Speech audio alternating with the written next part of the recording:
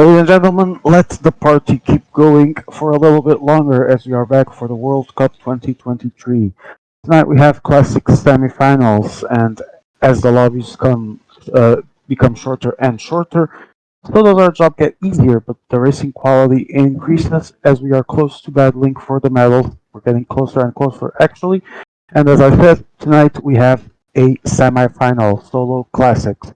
I am the biggest of all dogs. With me, Emir the 90th, and we are live for the IMA's PCM World Cup 2023. Tonight we will be having as center court in our usual multicast Group A with Basto, Aquarius, Goga, Joe Whiteley, Chitur, and Yanu. Group B that we will be visiting when we can will have Miru, Groupmeister Leo Falandri, George Sofronio, Swagson, and Francesco Grassi. The UK team play at best. We hope to see it. So, as we prepare, quick check on our lobbies. I don't think we have any surprises. If you want to follow specifically Group A, you can check the two Roger Whiteley streams. If you want to follow B, only Evalios, and we're going to move into the parkour route. While I'll tell you guys that obviously you don't want to follow any of them, you want to follow us because we'll have both when possible, obviously. We'll be doing the center court of A, as I said, but in our multicast, we will be trying to look into B whenever it is possible. And as I mentioned, we have the parcours for our semifinals of the night, in which I'll quickly look up myself. There we go.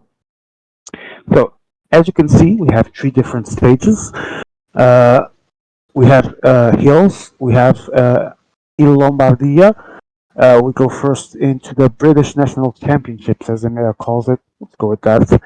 And then we have, as the third stage, I don't even know what this is, but it sounds interesting.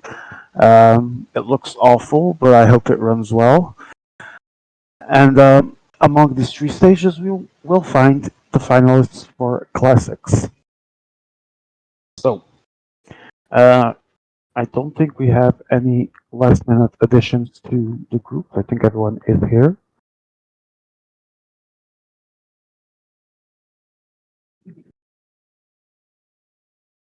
Wait, what is that?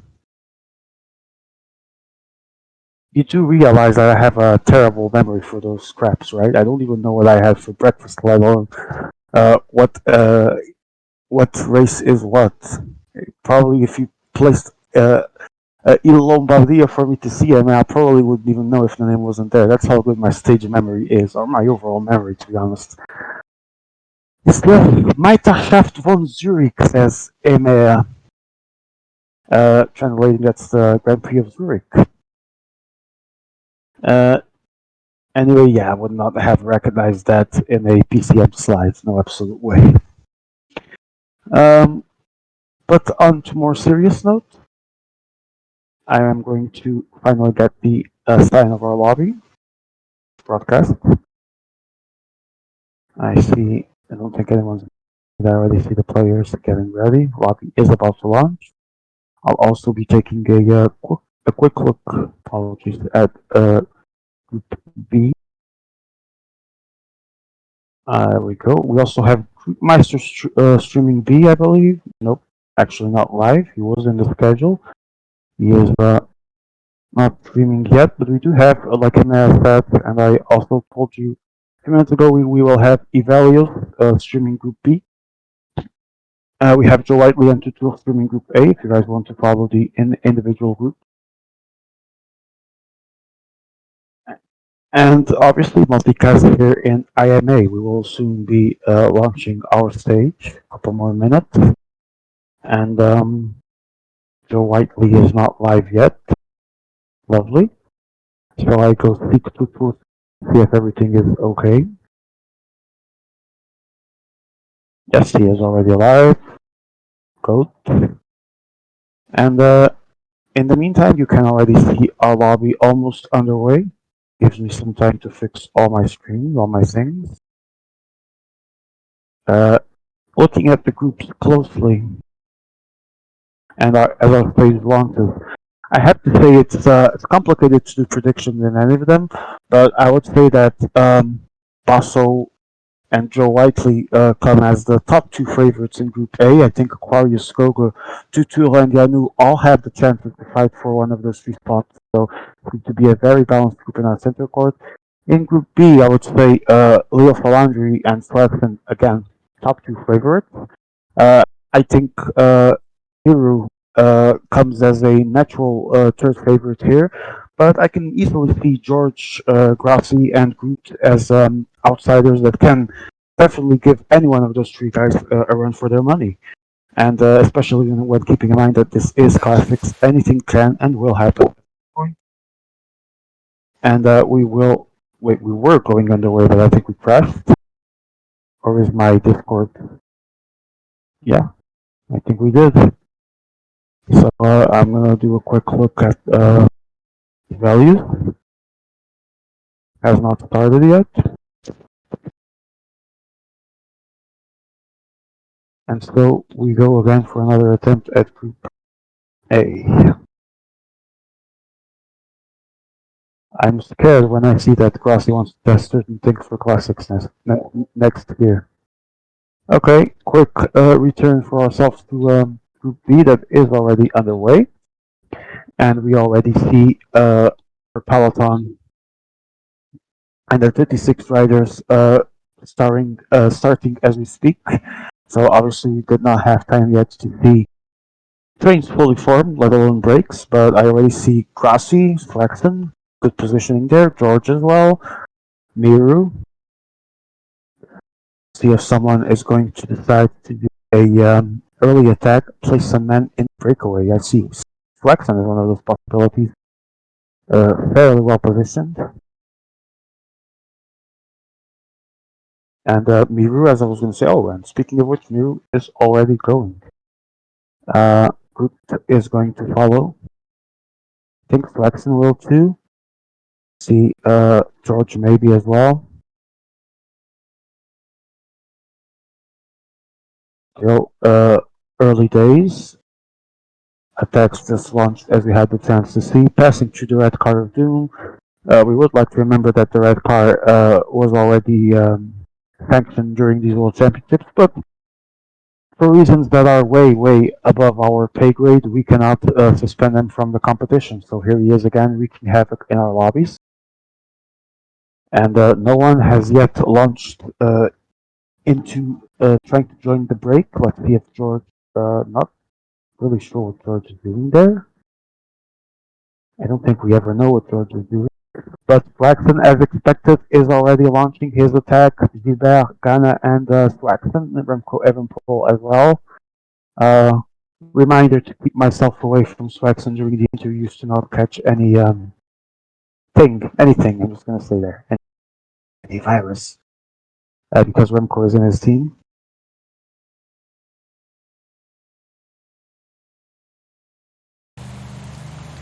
Okay, ladies and gentlemen, we go back to our center court. And now it's time for PCM World Cup 2023, presented by Nacon and Cyanide. Group A is already underway, ladies and gentlemen, as you can see. And we have here Goga being the first to strike with 184 kilometers to go exactly. He launched himself. I see Yanu well positioned here as well. Aquarius is also at the front. Aquarius is responding to the attack, trying to join, followed by Yanu.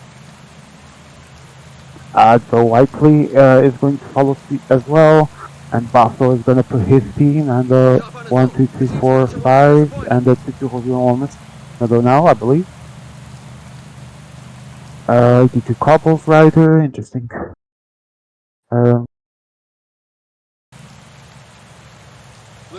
Yanu now positioning himself at the front, it's a small gap.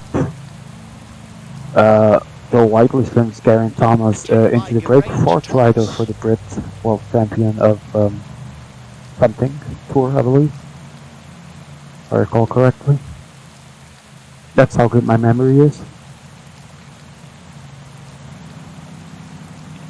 And Yanu already launching himself ahead of the others, gets the 35-second advantage. Let's see what is the response to the cooperation, or if they will just try and close that gap. Tour now arrives with Survie, Cornefroy, Bardet, and pretty much everyone on his mount from his team.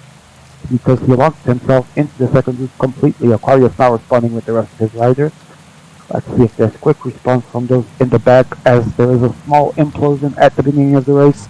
Aqua already in the front of the second group, prepared for the arrival of his riders with some pace.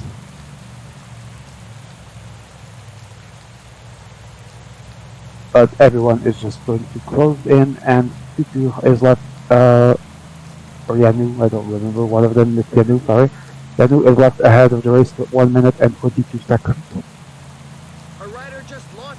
And yet again, there are attacks. I see Goga, Aquarius, maybe Joe Whiteley. Yes, it is Joe Whiteley indeed. One rider from Basel in there, and they are already chasing the front group. They will try to position some good riders ahead as soon as possible, because there will be some couple sections soon, and some steep ones at that as well. So let's see if something will come out of these attempts. Run out another move behind A1, not sure who's attacking there.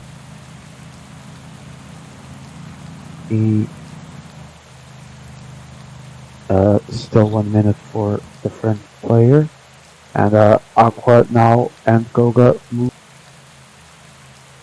and accelerate to try and catch up to the rest that are in the peloton. There's Goga, Basso, Simon Carr for Joe Whiteley as well. But these four players are going to close on the others, and everything is back together as it was with Aquarius. Accelerates again as Joe Whiteley did the same in the front. Four riders for the British accelerating. Aquarius is following though with Goga very well positioned on the Spaniards' wheel. A lot of tension right now at this early part of the race, as we see players trying to establish the break. It hasn't been easy. The only well-placed player in that regard was Yanu, that attacked early on, distanced himself from his early partners in the break, and let's see if his efforts are not destroyed here with all these attack attempts. He is about to be caught by Whiteley, Goga, Aquarius, but now everyone reaches, and Yanu continues his solo, but only with 21 seconds at this.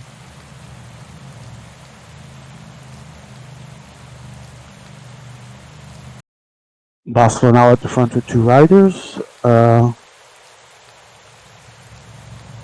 to see what happens here. As Yanu gains some momentum again, and the gap opens back to 50 seconds. But I see already Basler at the front of the peloton. If he's going to close the French or just attack, he launches himself with four riders. One of them, the 82 couple rider, Baska. Goga immediately responding. Someone else with two riders behind, not sure who. It was three actually to two.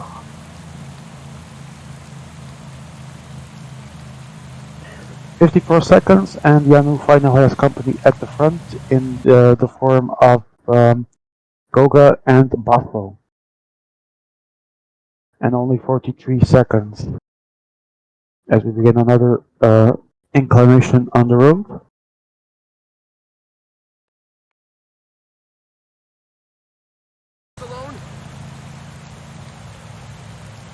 Has been a very tense race in this group. Attempts to establish a break haven't been the most successful one for some, as they are quickly being closed in catch response succession. The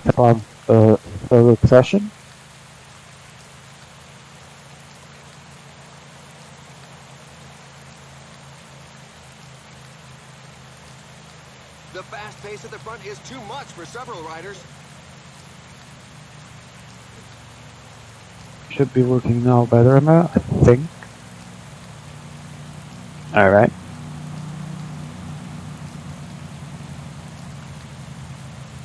As I position this screen here, that one there, and there we go. 21 man break at this point. I think everyone is represented, not sure. I was fixing my screen position, but I see another attack from Daniel McClay. Daniel McClay from Joe Whiteley and his teammates. is now Tutu trying to interject with an acceleration followed by Yanu. So yet another attack from the guys in the leaders group, or favorites group of Story.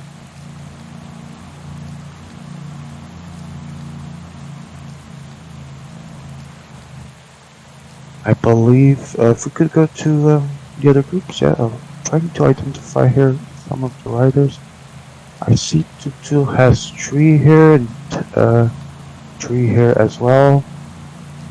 So they were responding, but they are going to be back together again in 25 riders group. In the meantime, it is now Joe Whiteley's turn to do a solo. Goga and Aquarius trying to respond to the British player, and it is Tutu now putting some pace at the front of the favorites group.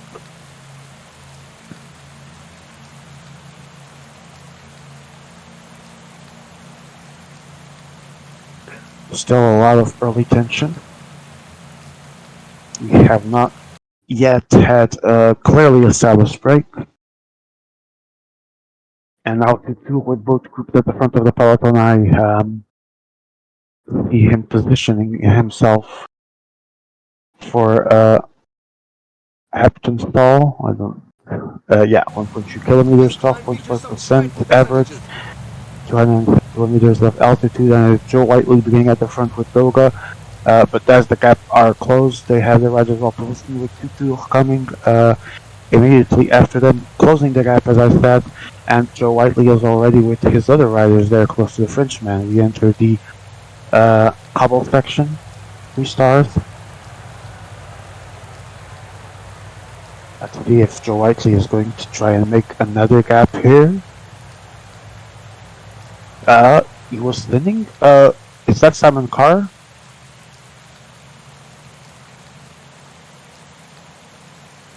That is Simon Carr, his puncher. Hitchcock, he has pretty much almost everyone in there. Only one rider missing, and he's about to join. So it's a full team attack from Joe Whiteley, but everything is almost closed. Only 3-4 players behind. Aquarius, Goga, Basso trying to respond, and there's one rider there from Yanu, I believe.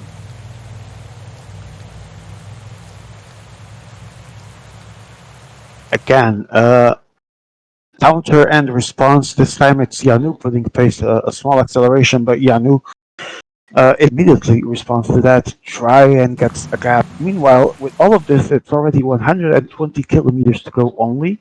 And this race has been a full acceleration since the start. So we cannot at least complain of lack of entertainment here. Been a very attacked race, a lack of, like I said before, a truly established break, and now Alexander Vlasov is attacking, which means Goga is joining with 3 riders. 33 seconds, as we are 11 kilometers from Emomu, which is the next classified difficulty of the day. Aquarius joins now with Mark Soler and someone else, let's see who. We have the 78 sprinter here for the 2. Interesting choices being placed in the break.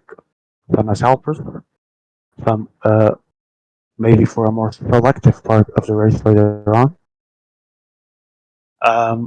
I've lost visual, and now, okay, and we are back. Mind.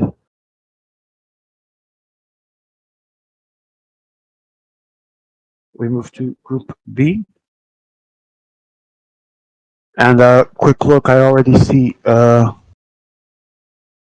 couple of guys here: George, Swagston, Leo, Grassi, Groot. So I assume someone placed leaders at the front, and these guys are trying to catch up. And Grassi rejoins. The others, although the gap is closed, it's still virtually there. There we go, 21 seconds. But everyone getting back together. It's in such percentages that the strongest As we are 7.5 kilometers away of Longley and Group B, everyone trying to already get some positioning for those that are better at the front, while others have to readjust after re-entering.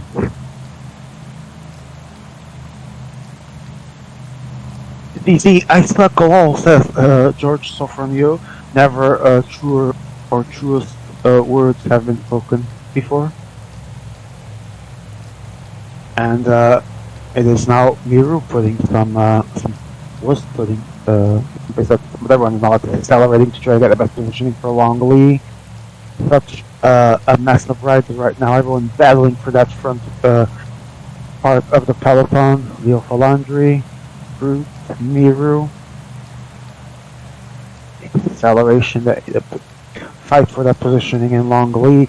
Long Lee begins. 1.2 kilometers, 122 meters at 10.1% average. 3 stars cobbles. It's Leo Falandri who in the front.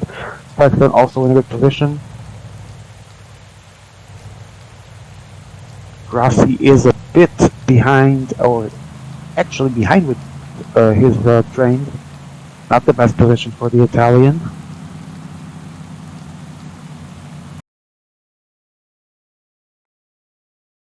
But no splits after the section is over into the downhill. Well, a small split now, nothing to worry about. It can still be closed quickly if there's good enough response, and Francisco Grassi doing so.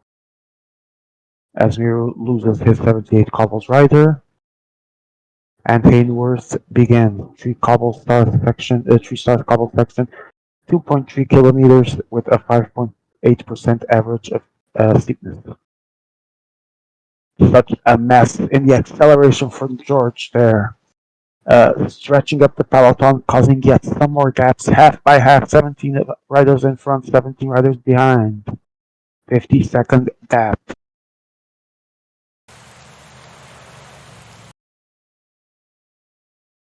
We are in B. Where are you? Oh, sorry. It was not your message. Yes, join.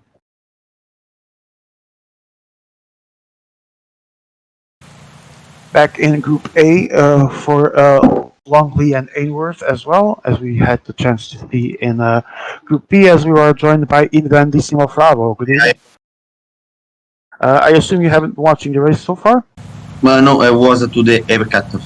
Well, I can tell you it's been a very tense race from what I can see in both groups, but especially on Central Court A. Constant attacks and responses trying to hell among the race. No clearly established breaks here in our Central Court Group A, but people always attacking and responding. So it's been hell for the riders so far. So, do you think the leader is 100% the heel, the puncher, or not? I didn't even see the actual PCM profile of the stage, but I would assume so, yes. It looks like it. I think, or maybe the climb. Oh, there's definitely some good material here for the puncher, to be honest. By the way, punch, 100%.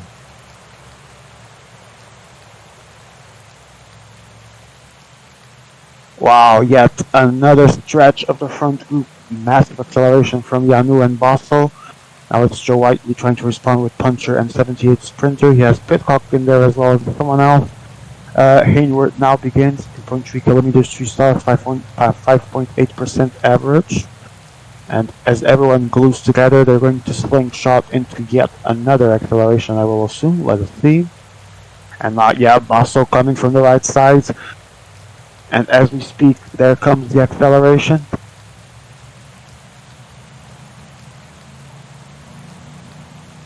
Another small split there. Pablo, how would you play this race if you were in a kind of hell like this, where everyone's just accelerating, trying to attack or trying to put pace? Would you try and get a good front positioning for this torture? Honestly, no, wait.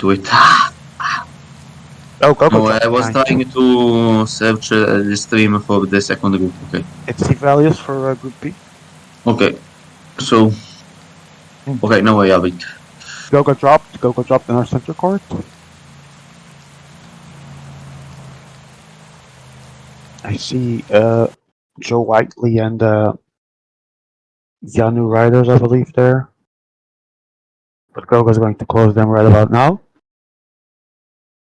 We go back to Group B. Evaluation's group, as I was saying, he's the one streaming. Can I comment it? Okay, can I give 7 minutes? And let's go. Let's guess what? All together. Wait, what? All together in the peloton at 60k to go. Nothing surprise. Okay. Playing three cobbles, three stars cobble section.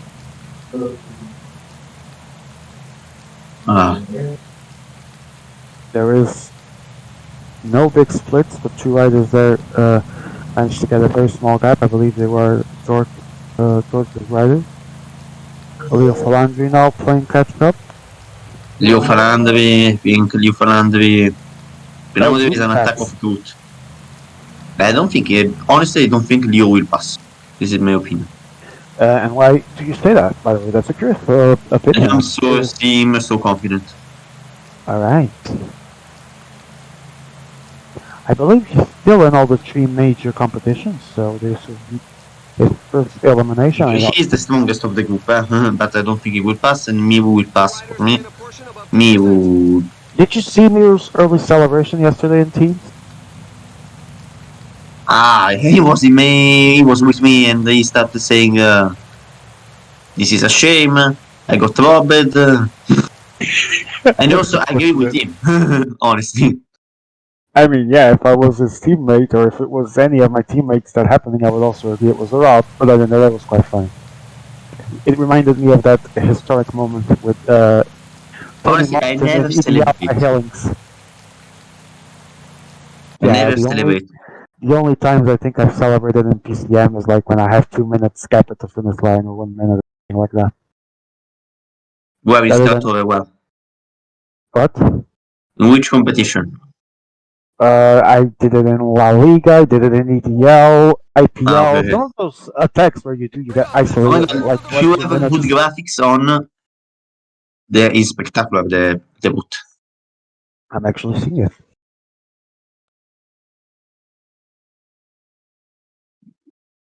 Okay.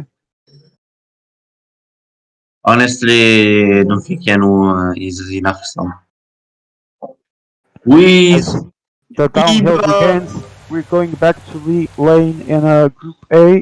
You said Ibra? Oh wait. Miu. Oh, no, nothing. Welcome, Ibra. Hello, Good my evening. friends. I came to commentate with you guys. Always fun to have you. Thank you for coming. Well, we're having some tense races. A lot of movement, like accelerations, attacks, but not really real breaks. But everything is breaking loose. Hell, all breaking loose now in Group A. Speaking of which, we have Aquarius. I think Yanu and Joe Whiteley at the front. Fossil now responding, trying to follow with his team. There are now full team attacks in motion. We have a crazy attack of Joe fucking Whiteley. Yes, not even the first time tonight. He did a team attack. No, wait, of George Stefano, I missed. I forgot, he changed the group. So George attacked with the leader, with the puncher. George? No, we're in Group A now. Okay. I see. Wait, did he do a full team attack? That would seem something like George.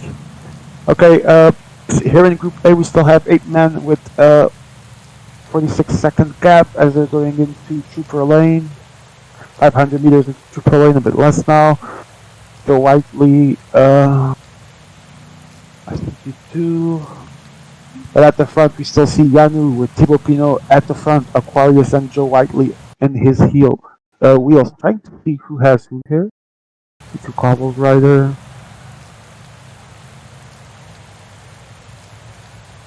Puncher, Climber, Cobbles Rider, Puncher. Oh, and now speaking of which, 2-2 response, Joe Whiteley sends Simon Carr as well, his Puncher into E1 at 52 kilometers to go. This is a serious break attempt from Now we have the leader. confirmation that the cobbler will pay in this kind of cobble climbs.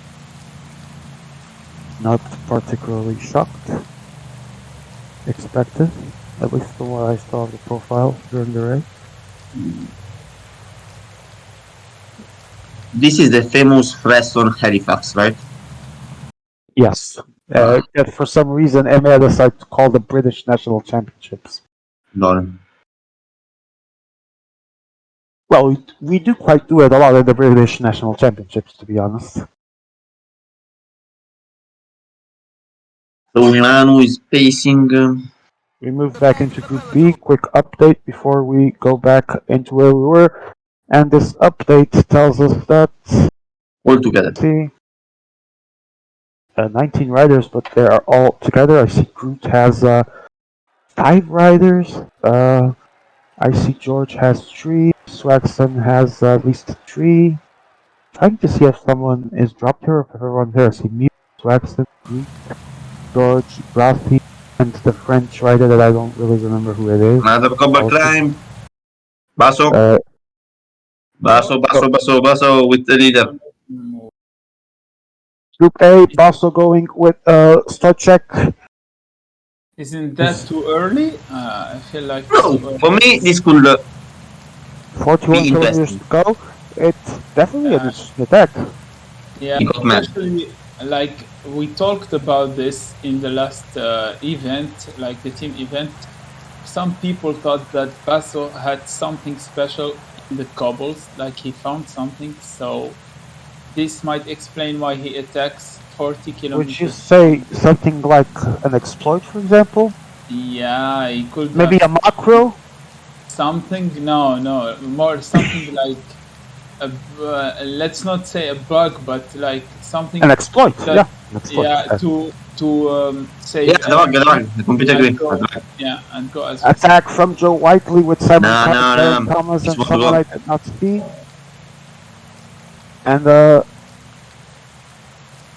do with him, but 1 minute still for Basso with 2 riders only. And now He's the going others too also. strong. He's going too strong. Yeah, I think Joe is starting to like. He doesn't want to let Basso go. He remembers what happened last time when. Guys, people let him- Yeah, we don't really know what kind of bug exploit, quote unquote, can this be, but do you guys think it can be as powerful as it was last time, even with everyone paying attention this time and trying to quickly respond? I mean, last time it was an attack from 140 kilometers. So even if now they are like trying to relay or something, he attacked from 40 kilometers. So he has more green bar, more yellow bar. So yeah, it could have the same effect. Like 40 seconds is not something to joke about. So that's why Joe is Indeed. and Diano are working to close the gap. right We now. move quickly to Group B for the final 18.9 kilometers. At Bin I Hill, prefer being staying focused on this group. By the way, I see. you go on me. I keep you on update. Yeah, if something happens, let us know. But for now, we stick to Group B. Leo Falandri, Miru. I see George, Groot, Swaxton on the left side. Everyone's still represented here. 1, 2, 3, 4, 5. Rocky is there. So yeah, everyone's still here. Into Edge home lane. Right now, 4-star section, 0.7 kilometers at 9.4% average steepness. And it is Swaxton accelerating there in the front. George following on the left side, you on the center. Leo Falandri is divided there with his riders, not sure what was happening, but he now has them back in a more correct position, and there's some movement there. It's Miro and Alflexion responding immediately. I would actually put a piece on George on this first stage. So let's see. I feel like he's in a good position. You think he has a good shot here? Oh, Grassi is down to 1 rider. What happened to Francesco Grassi? Also, Aquarius single pay is out of 1 rider. Is down to 1 as well? 10 kilometers, Gib Lane, and 13 riders still in the group. So Miro has 2 riders, Leo 2 riders. George, Luke 3 two, riders. Yeah, that's 5 George, stars. Yes, George, Gib Lane, yeah. 5 stars, 600 meters. Right? Yeah, And George still moving with his riders. 3, I believe now. not get blocked. Yeah, the goal now is not get blocked, stay in the front. Massive steepness here, but Ben Lacos Lafroy from Leo Falandri attacks, followed by Miru and Swaxton. Nothing will happen. Nothing will happen. Trust me. Do you not think the 3 of them will get this gap? Question No. now is that if the helpers have energy to chase the three guys, because this gap is No, huge. the gap But they're is back close. together. Groot closes the gap. George is closing with two riders. He's the only one who kept two riders, I think. Yeah, No, Groot, the Norwegian guy. And Groot through has goes nobody. 8 riders. There's 2 for Groot. There's 2 for George. 1 Swag, 1 Miru, 1 Glassy, and 1 Leo Falandri. Okay. Okay, George is in the front position. Grassy took his wheel. I think. Positioning is key. The sprint is about to happen. Ulysses goes a bit too soon. Too Ulysses goes a soon, bit long way too soon. Ulysses goes too soon. Response by Julian Philippe Swaxon on the left side. Swaxon is gonna have Winner, Chicken Dinner, and George Silverdew is gonna calculate in second place. There's a major upset. Ooh, what a sprint! What an outstanding sprint was Watson. Fantastic sprint from Swaxon. 1-2 from Okay, PCM. go to the other group, EMEA. Go to the other group, EMEA. I'm sorry for Glass, but he did a big. You're back to group A. big You're back to oh my group God, A. Basso! Oh my God, Basso! Oh my God, Basso! Basso is definitely onto something, as we spoke earlier, some kind of exploit, some kind of something. It is not fun to see, but it is happening. Almost 2 minutes ahead, and now Joe Whiteley is the one trying to get an advantage on the others. We already have 33 seconds, but Basso going on unstoppable force. Oh my God, Basso! Looking like a very dope land. Oh no, Joe for punch, man! Oh no! Oh no, no, no, no! Oh, this Joe is is time to do terrible. like Basso! This is No. terrible. But he still tries to have the save. energy. He still tries to save it. Okay, does he have the energy? Not That's kill a good- yourself. Yeah, that's $1 million I think question. Joe. No, Wow, what I is think Basso get doing? mad now. Seriously. Jesus. 2 this minutes is and like 25 now. the This is worst like thing that could happen. Honestly, I think I don't know the jury. Josh will have the second position. This case. Joe attacks again. Okay, can we see behind? Can we see behind? Basso is gonna win for sure. Yeah, The fight is yeah. behind. So I have this- no comments to make about Basso, so if we could move on to He's E2. impressive. This guy. This guy is impressive. I wish Yeah, I think this is a confirmation that he found something. I wish I could say it was impressive Nice, if it impressive. wasn't an exploit. That's not really the kind of thing I would condone. It's not really good for the competition or the game. It's not illegal. He lives in. We have in another planet when we talk Behind, about Basso. behind. 2 minutes 45, give or take for Yanu, and Joe Whiteley screwed there. It's Goga getting No. third. Joe Whiteley killed by a Ooh, booster getting fifth fourth. maybe. No, fourth. Aquarius fifth, and the sixth is going to be Tutu in Really the mud.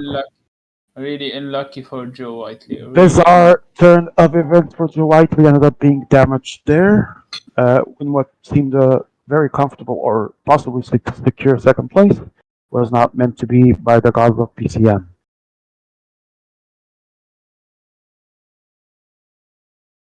dramatic Interesting. ending in this group, I would Do say. you want me to mention this, or are you just telling me?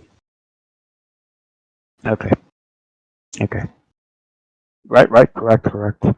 Basso winning first place in Central Court. Second one was for Leo. No, I completely forgot. Chiku, maybe? No, Yanu. The third place was Goga. Fourth place Joe Whiteley. Fifth Aquarius. Sixth Chiku. Yeah, please do. Completely different race from the other group. Here, it was everyone for themselves. There were like big gaps for Basso, big gap for Joe, but he had a puncture, so there was like a little bit regroupment. But Guys, your opinion of the situation in Center Court, by the way. what? You- What did you say? Sorry. Your opinion about the situation in Center Court. I mean, do you guys think that this Basso situation is good or bad for the game? I mean, I don't think it's like I won't say it's good or bad. If he found something, I would say it's good for him. Like we all thrive to find like an Very edge true, of absolutely people. I wouldn't call it like. No, it's not cheating or anything like that. No one's It's saying. not. No, yeah, not. no. I think obviously on a personal point of view for him, it's great, and if we all found one, we'd probably be doing the same. My question is, at the long term for the competition itself, Can this be good or bad because he might not have that competition and similar profile? I think this strategy is like could be countered. It only works when you're alone. So the thing is, you have to not let him go in a cobble stage. You have to stay with him. If he attacks you, follow him. Thing that they didn't do in this group. So I would say that it's not bad for the competition, because if someone finds something new in the game, it would just make people like wonder if he found something, and then everyone will find it potentially. So now everyone knows that 90% that Basso found something, so they will work on it depending if it's available. Like the same thing can work in the next PCM, because now there is no time to figure out stuff like this.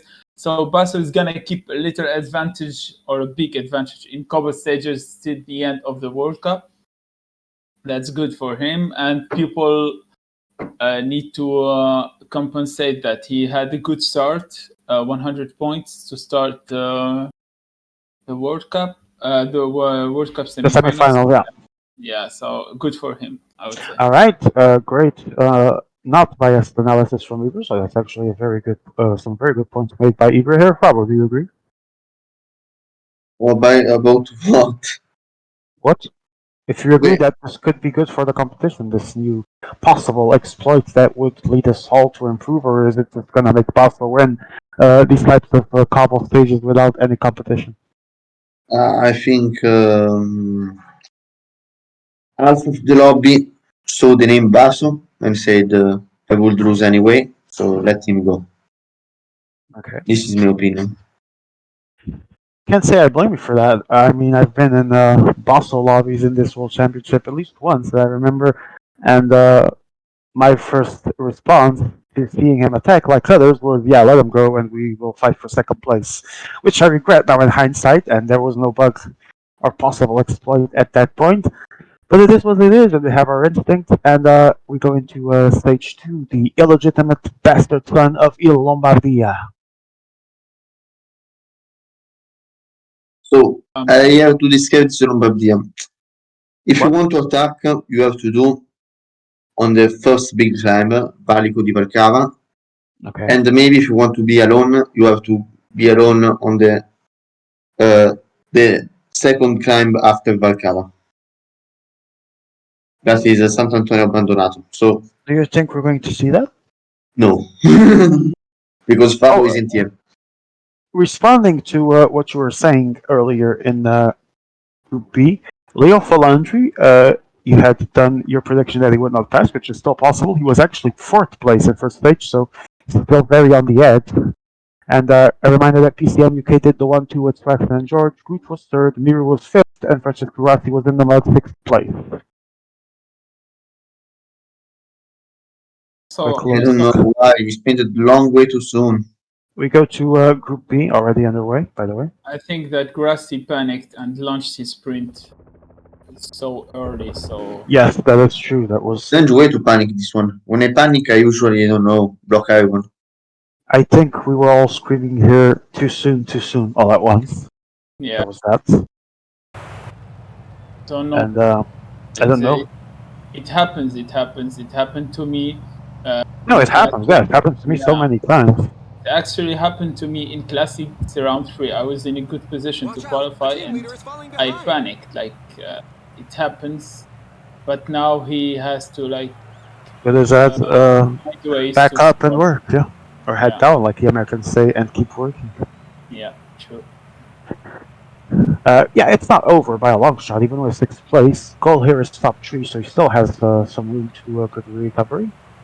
It's never over after one stage. Never. So yeah, I think Grassy can. Unless you have pole position, and even then you still have to make sure you're not at 0 points in the remaining 2 other stages. Yeah. So But no, indeed, it's never over after one stage. I think Grassy can find a way to come back in this. It's still very open.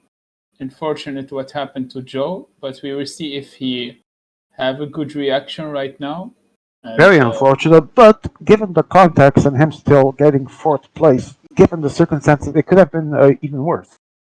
Yeah, true. He Not saved saying like it was, yeah, not saying it was great, but I think only someone like Joe Widley to be ice cold and ice cold enough to save that and still do a fourth place. true. We will So see. We will see. true We hope that. testament to Joe there, saving and doing the best of what he could in the situation, but still time for him to recover as well.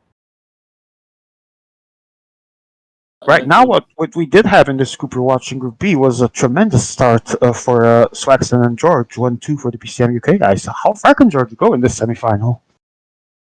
I told you that I would put a piece, on George in this semifinals. I think that he's a good underrated classics player, and he's Much here. like me, then.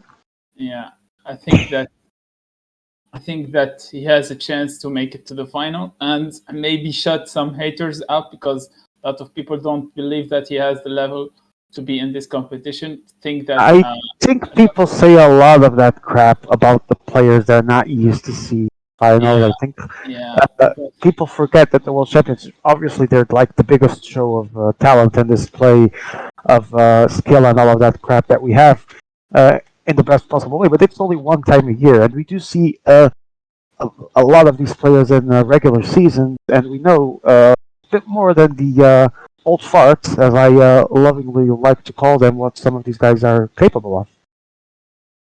I think that World Cup is also handling stress and pressure. It's not Yeah, about being the there, best player in there the. you go. There's a lot of mental fortitude that needs to be had that isn't always associated with skill. It's one skill, obviously, that you need to have if you want to win, but it isn't the only one. It doesn't necessarily mean if you don't have that mental fortitude that you're bad at playing. It just means you need to improve your state of mind in the Yeah, races, I would especially at the say World Championship. Yeah, I would say it's this like this kind of races, especially semifinals. It's 50% skill and 50% mental strength. And so if like 90% of the players, if they get a puncture like Joe did, they would just panic and be frustrated and cry about it till the end of the race. But Joe, for example, he has a mission. He has to be in the final right now. He needs it, so he would just refocus. Same for George. I think that he is locked in to Just make. a quick interruption. Sorry to tell you that we are, as our viewers can see, back into the center court. You were saying that Joe was on a mission, and George, you were saying, sorry, Who? Ibra? Oh, yeah. You What? said Joe was on a mission, then you were saying you Yeah, were yeah. going to say I something said about that. George. Yeah, he's on a mission to still fight for the overall. I Those hope he's gonna. moments, we were talking like a couple minutes ago about those less rated or underrated players. George possibly being one of them, or not one of the things you want to see here tonight. Uh, you weren't also people weren't having you into heavy account before these World Championships started either way, which in my opinion was always a big mistake. You made two semifinals. You're still in them. You still have to play them. How big are these moments where you finally can prove that point and say, "Wait, I can be with these guys. I can do this at a top level." Well, I would say that I always knew that, and a lot of people knew that I had the level to I actually can fight. guarantee you, as one of or the person that first invited you, that I definitely had a big faith in you. Yeah. So I think a lot of people believed that I had the level, but I didn't have the mental toughness to just when like keep going when something doesn't go my way. So yeah, so in this World Cup, I think the thing that made me make it to the semifinals is actually getting eliminated in the second round because I was just putting so much pressure on myself, and when I actually get eliminated, I was just like well, it's over now. I will focus on the team events. So I was focusing on team events, and I was having success with the UK. And then I was called as a reserve, and I had zero pressure. I was like, I'm already eliminated. What can, like the worst thing that can happen? I would get eliminated again, and then what's like? It's not terrible. So I played with zero pressure, and that that's what made me show my real level. Like I played with zero pressure. Like I can do it right now. I won the first stage. I won the second stage in inline. I was feeling good, and now I actually As they feel go good over the about top, the my riders breathe a chances sigh in of the relief and hope to recover a bit semifinals. on the way It down. seems like a hard group, but to be honest, if you're in the semifinal, you just gotta go all in. Like you have nothing to lose right now, so that's what And I'm thinking. speaking of which, we already have a 20-man escapade here in center court. It's divided race with someone in A1. Emma, can we check who is in A1 with 5 riders? Yanu and Chu. So not exactly sure how this developed. We were also talking here about the different situations. Right now, quick reminder about the center court. The first stage was, as we saw, won by Basel. 2 minutes 42 gap to Yanu. Second place third was Gogo. Fourth was Joe Whiteley. Fifth Aquarius with sixth, 4 minutes down from Basel. Life is difficult right now. If you call, for Some example, riders are being Aquarius left SC2 behind. and fifth and sixth, Ibra, how would you face the race if you were them right now, having to recover this disadvantage on stage one? Even Joe at it in fourth place. To start doing it right now, like focus up because uh, they're losing their ticket to the final, and yeah, they have to react right now. We will see what they will do. It's I feel like Goga from even in the first stage, he was always staying at the back Six in man train. yeah Sorry. in Carry on. in a stage where he needed to be in the front. It was a couple stage. He always stay at the back. So yeah, that's what made him lose in The the first riders are stage. going through He a ended very up tough being portion third, with but that's percentages above because Joe 10%. actually had a puncture. Um, so now he needs to focus up and stop letting people escape. Yano is the like how do I say it? The I don't know in French. He's not like Goga. He wants to be offensive. He wants to be in the front. We saw it Yeah. in the race, and now he likes to escape even with six riders. And And being offensive, he is right now alongside Tutu. Aquarius is there, and I see Basso and Joe Whiteley arriving. Not sure exactly where Grassi is. Yeah.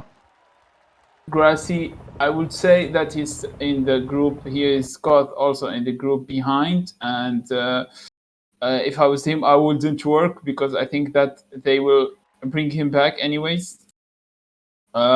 Same for people in the first group. There is people who don't have to work actually because Why are we stuck here, Emma?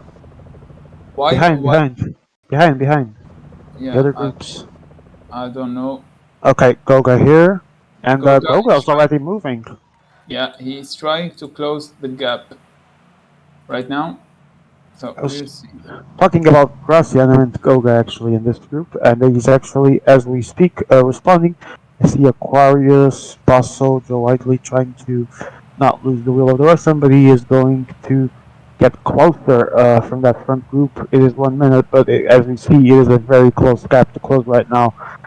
In Madonna del Gisaro, 10.5 kilometers at 5.1% average, 746 meters of altitude. Ooh, thought I saw, yeah, also street riders there So it's noses quickly needing downhill, to which will play allow the riders to uh, catch their catch breath. up as well. Now Goga gets caught up by the others.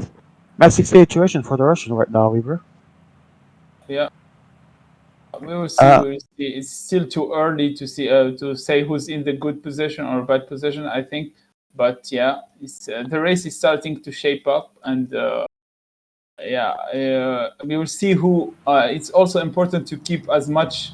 it's Uh, important to keep in mind here that Goga, Aquarius, and Basso, these three guys we're seeing right here, we're seeing have their 82 mountain riders behind, and others do not, and it's still 120 minute gap. How impactful can this be in your experience as a yeah, player?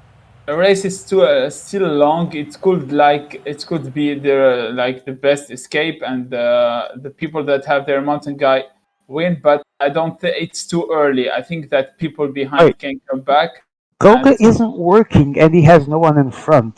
This is prime Goga.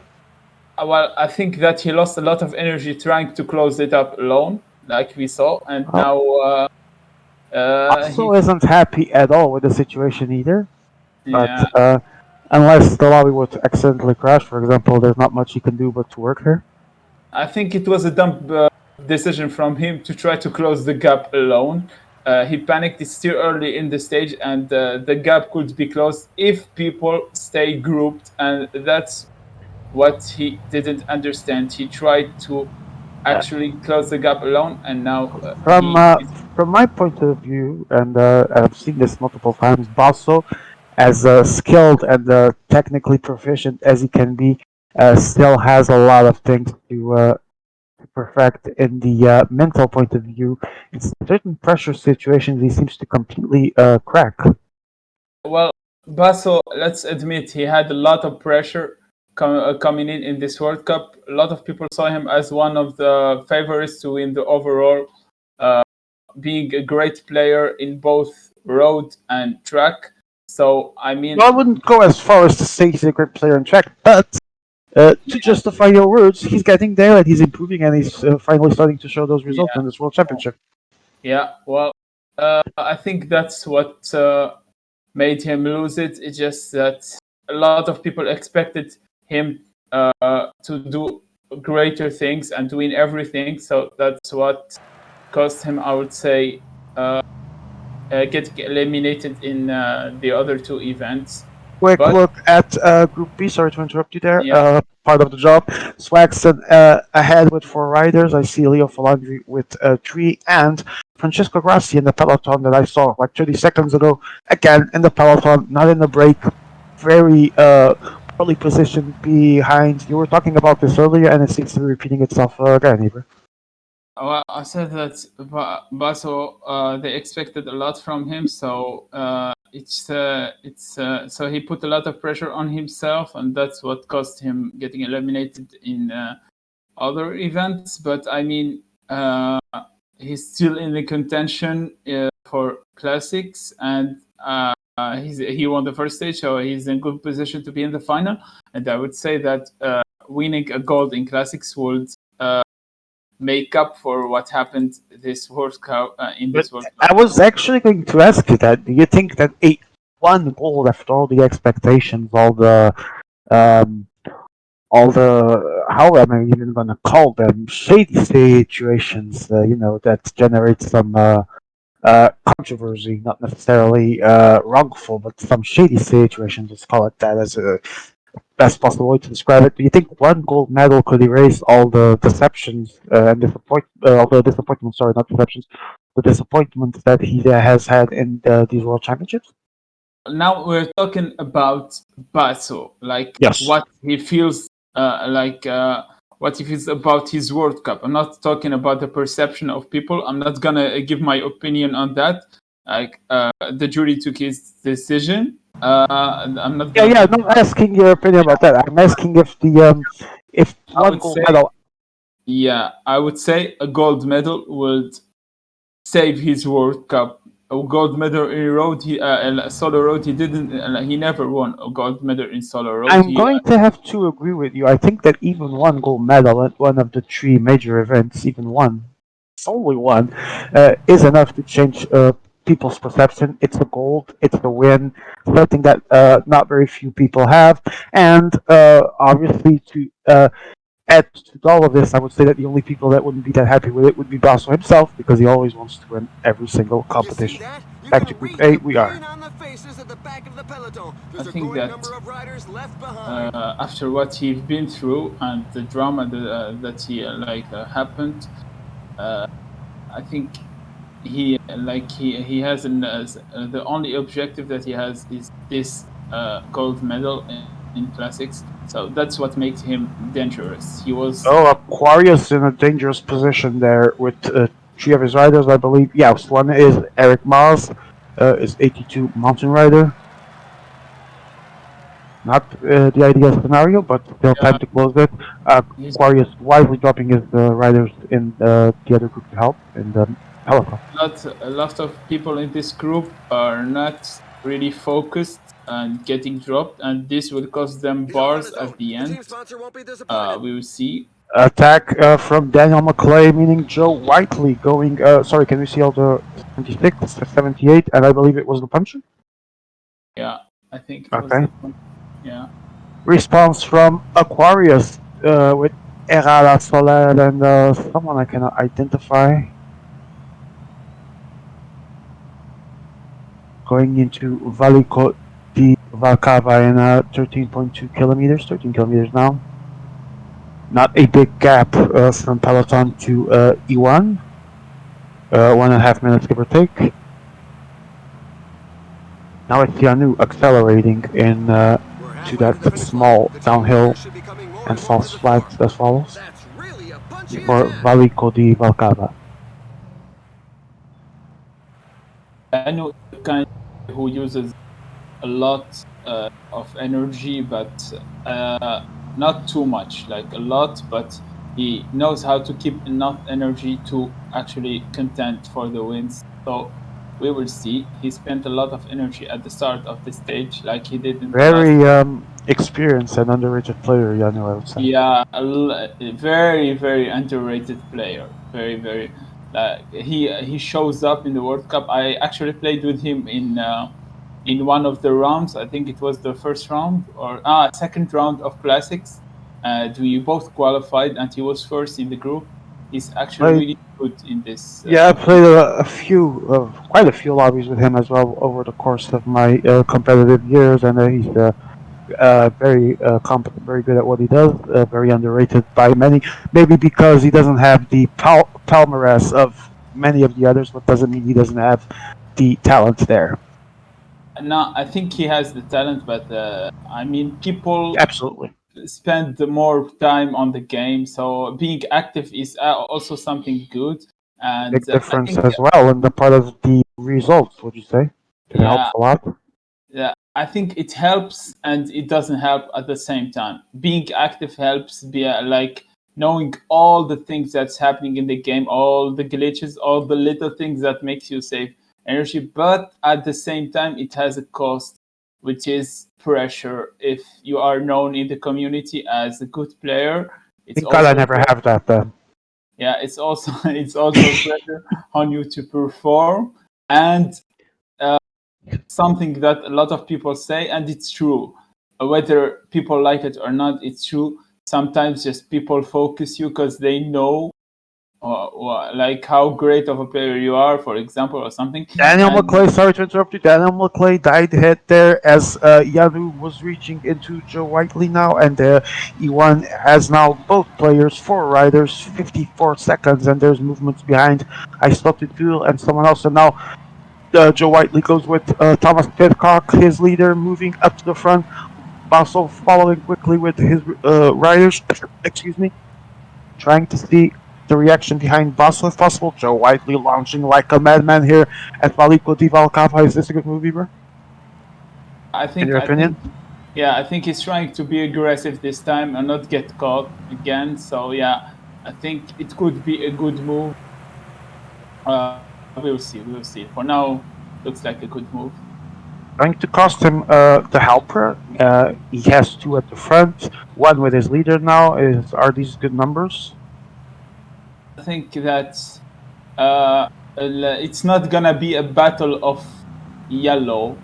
Falling So behind. The team I leader is think it falling doesn't matter to behind. have a lot of teammates or not, as long as you are with the people that have more teammates than you. So for now, all This good, I climb think. features some dreadful All right, thank passages. you, Ibra. And as we see, speaking of which, there's Aquarius also accelerating there into his attempt, and now Joe Whiteley arrives with Garen Thomas and Thomas Pitcock and the other rider I cannot remember that's joining now. He now has his four riders well placed in E1. Aggressive stance from Joe Whiteley, and it was Basso still madly chasing, 47 seconds down.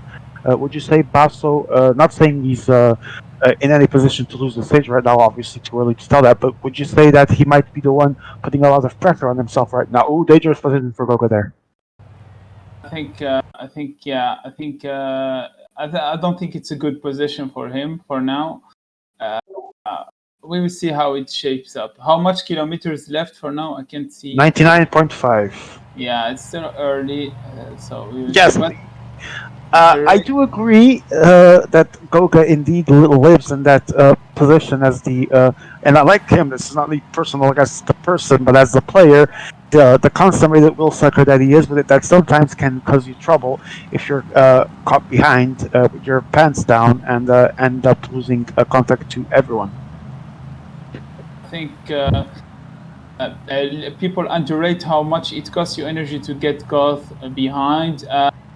Also, not being a person that relays a lot, like if you are caught behind and there's people with you, if you As have Gegenhardt dies, the group's almost closed there, but Aquarius still trying to open a gap into the descent succeeds. Now it's 2-2. Trying They're to over the chase top him. and Goga heading down reaching the other side 24 after the seconds. make. The They'll race be is able to. exploding. yeah, now there is moves that will shape up the final result of the race. We will Sorry, see. again, we have to do movement because Romain Bardet and Leo Falandri are at the attack in Group B, right into the same downhill, just a couple of kilometers, 4 kilometers, give or take, a little bit ahead of the center court. In Group B, Romain Bardet, Leo Falandri's leader, is attacking 56 seconds in front of everyone. Right now, we see those that did not get the best result in stage one being aggressive, both in Group A, both in Group B. Uh, is this the like you said? They need to put uh, they need to get to work and make something happen. But is this the right time of the race to do that, Ibra? In your opinion? I think it's not. I wouldn't say a good time, but it's not a bad time. Uh, it depends how other people react, how other people act. And Leo Yeah. trying to make that happen, and now it's George with In the group Simon of Carr. Joe, yeah, I see Yanu isolated. That's really bad, being alone. Uh, Terrible situation. yeah, that's really actually. I don't know what Yanu is doing, but he is catching a lot of wind right now, as you can see with his two helpers. So All hell breaking loose. We're At stepping into the start Forcella lines. di Barbino, we still see Leo Falandri carry 54 seconds of advantage now. Francesco Rossi, Diego Ulisi putting up the pace alongside Miru and Swags. But both Rossi and George here let the gap almost open there for the working horses of the other players. this is We're going to go back to Group A. Sorry to interrupt you because yes. Aquarius moving on into another acceleration with Joe Whiteley. Now he still has four riders at the front. Joe only has two, so situation changing a little Yeah, bit here. this is what I was talking about. People are relaying behind Yano for like the last 5-6 kilometers, and he's catching wind. Look, he's right in front of them. He could just come back and relay with them, but instead he's just trying to close the gap Too alone. much eagerness, would you say? What? Too much eagerness, too much will to close without looking at the Yeah, consequences. I mean, why are you trying to close alone while people are 10 seconds behind you and relaying also? Just relay with everyone if you want to catch Aquarius. I think Joe is in a good position right now. His helpers, I would say that they are their helpers, right? I don't expect. No, no, no. It's Geraint Thomas and one helper. Oh, This is Garen, all nice. Joe has there. This is all Yeah, Joe has is there on it right now. yeah. So he doesn't have a lot of teammates, but I But don't think he's. we still has two behind Simon Carr and someone else. Let's see if he can take at least one of and Tao actually. Typical Joe. Typical Joe. He knows this guy knows how to save his bars. He just Yeah, Yeah, we've seen them in so many legendary situations when others seem to fall on energy, and Joe is So now always here's the with that, decision. It's with less those physically marginal gains frustrating that to end up climb, being but it's a more massive stressful game as the changer. riders must choose yeah. their Well, trajectory well in and this maintain a kind good of long position on the races, bike. people always tend to try to keep their teammates as much as they can without losing them from their wheel. While the real strategy is sometimes to let your teammates drop while they still have a little energy, so they can come back when the race slows down again. And I think that's what Joe did. The, He lost teammates, e- but he kept them in the exactly stage. what you're saying here. He launched with his attack, taking set teammates to help Geraint Thomas go, then drops them, doesn't overkill them, completely explodes the race, and now has them back to possibly do something else further, maybe another movement. And Aquarius goes again. It's a really really nice strategy from Joe because as I told you, this race won't be about yellow. So Geraint Thomas being in the front, it won't affect him in the final result. That's why Joe did that, and now he has three The riders are teammates in a and portion above all 10%. his chances to win this stage. And I think he's Bravo, gonna have. Fabo, you join us back. Have you been watching? Mm. I think he Hmm. was eating. No, no, no, no, no, no. I had the Wi-Fi problems. I joined with Wi-Fi with mobile with mobile. By the way, I think that if Aquarius passes the climb ahead with two, yes, it's No, it not going to probably happen because Fryle is dead. Well, he no. might actually pass him. Wait, let's see. He's dead, but he might actually pass him. Well, no, not enough time, no. Just saw that there's still a little bit of climb to go, and it's going to be enough for him to actually lose Fryle. BBBB, Swagson is going in Group B. We are updating to Group B. Swagson in the move, while Leo Falandri is alone with Romain Bardet at 55.8 to go, 1 minute, 43 seconds gap, and it's now the British moving into counter offensive with his remaining riders.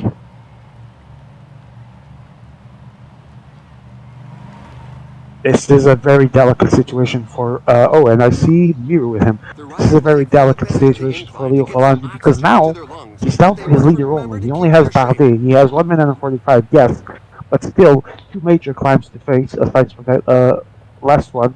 And he's putting all his chips on this attack. If he gets caught even too soon or caught at all, this can be devastating for him. Would you guys I agree? don't think it's a good attack. These kind of attacks work when you are in a lobby of people where you are the clear favorite to qualify, which is not the case for Leo Ferrandi. Now he's a great, great player, one of the favorites for overall, Yeah, but but the results of the first stage didn't help either to have any he's possible not the only, favoritism. yeah. But doing an all-in right now, it's too early. I don't think it's a good attack because this kind of things that he's doing, it's the same things that Miro likes to do. So that's what like he would try to counter that. People like Swaxon also, if he was playing against him, he will just counter it. If someone does something that you usually do to win races, you will just know how to counter it. I don't think this is great move. We'll see. At Miragolo San Salvatore at 45.6 kilometers to go. Frabo, you've certainly been in this position many times before as the offensive player you are. How good are Leo Falandi's chances right now, isolated at 44 to go with only 1 minute 52 seconds in the front? Ah, Leo.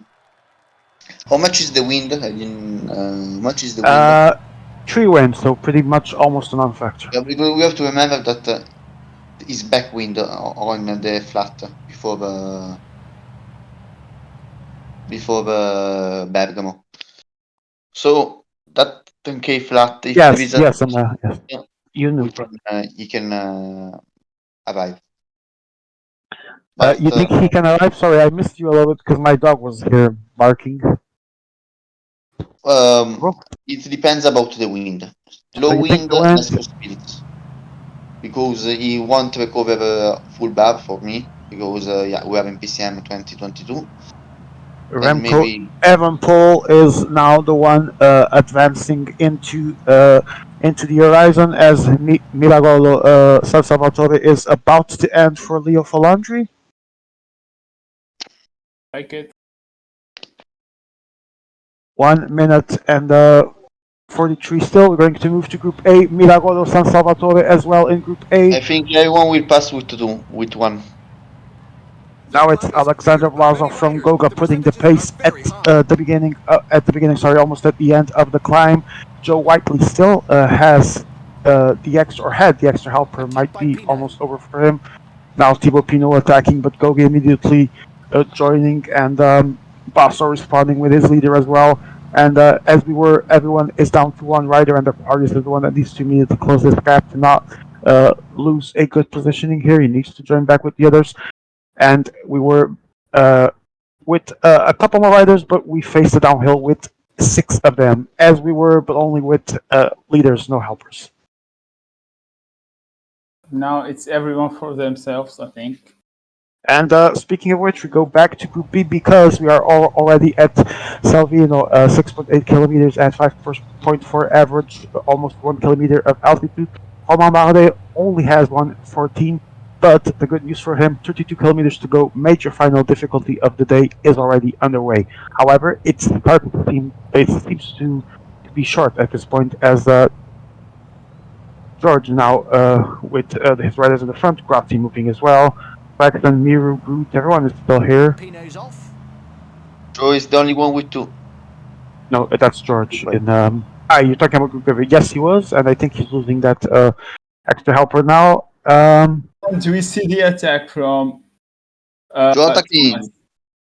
We go back to Group A. Geraint Thomas is attacking. Joe Whiteley is on the run. Yep. This is a great attack actually from Joe. This is a move that everyone has to do. And now Goga is closing for everyone. Perfect So move. Goga, that pretty much was at the back for most of the race, just decides instead of attacking himself, just to close for him. So now I this expect good an attack move. of Basu. Yeah, I think Basso is gonna try to relay first and then attack. 34 seconds. I think that there is no pressure on Basso to relay. He won the first stage and Joe was fourth, so this is good for him.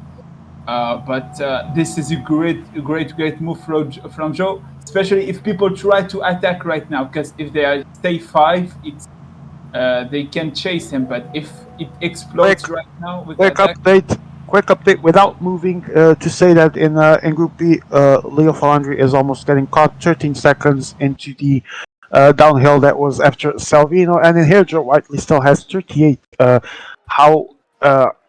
How manageable are these 38 seconds realistically into the downhill? I think he's gonna get caught. To be honest, it was a great attack, but I told you it has to explode. But there is a group of 4 people. And with all my respect, there is a little like people with not so high of an Back to IQ. Group B now, 17 kilometers to go. Sorry to interrupt you because we have everyone as they were. 6 leaders here in Group B. Leo Falandri was caught, and now he will have to endure all the other leaders with fresher bars. Yep. We expected this. I thought it's not a good attack against this lobby. And now, Leo Falandri is going to try again.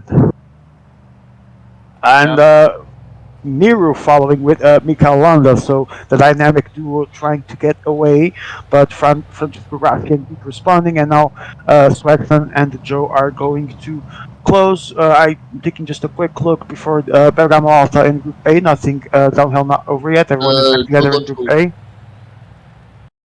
And Joe got good. George needs to catch up. Graffi as well because everyone else is at the front. 4 leaders at the front.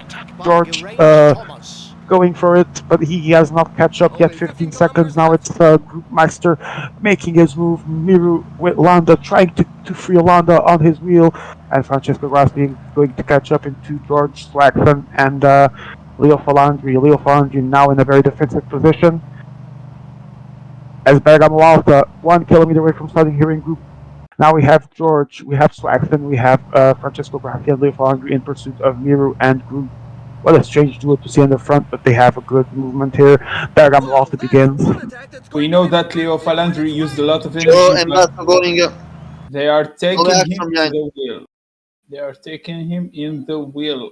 Back to Group A for Bergamo Alta as Joe Whiteley and Basso are going, Coco's going to join and going to make everyone else join back, the two French and I think Aquarius. we have, yeah, I think we have to stay on Group B as there is 4 We kilometers will. left. We're just going to quickly catch the beginning of Bergamo Alta, and we will move And we're quickly getting ready back for to the Group B. sprint. Back to Group B, 2.8 to go. There we go. And everyone's back together here.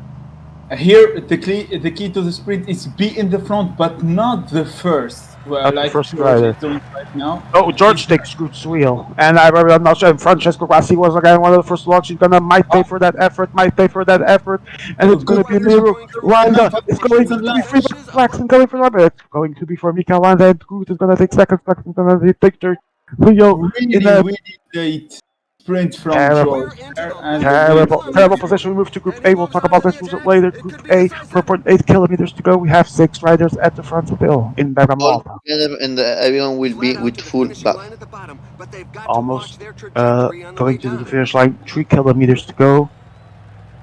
Let's see who positions him Joe better here for positioned the very sprint. well. Basso at the front, I believe. And the sprint is about to start. Let's see who launches first. Koga comes Joe, from the Joe, left. So Joe, Joe, widely Joe. passes by everyone, but can he have the speed to finish this? And he's not gonna have this. Joe, Basso we can see it dead. from side. Basso takes it. Basso takes it. It's gonna be Aquarius in second. So Great widely is only stuff. getting third. Basso. Teamwork Two really paid goes off, and Basso. their sprint Gaga race fourth, over the Tutu finish. fifth, and The Yanu riders bringing up the last rear here to place. get through Basso sheer just willpower. demolishes This everyone there stage was a with a real strength later circle. sprint, and Aquarius puts himself into contention with a second place. Uh, Joe improves his result with third. Still not famous for the British. Goge is fourth, and Leo Falandri in from fourth in the first stage to fifth in this one, and Yanu goes to sixth. In Group B, we had Miru freeing Landa finally with a first place in the stage, putting him in a better position. Groot gets the second, Swaxton only third. Um, no, this wasn't Leo. This was Tutur in Group A. Sorry, in Group B, Leo went from fourth to fourth. That is the correct. And George only did fifth, second to fifth. Not a good outcome for the British. And Grassi yet again, second, sixth place. Things not looking good for the Italian.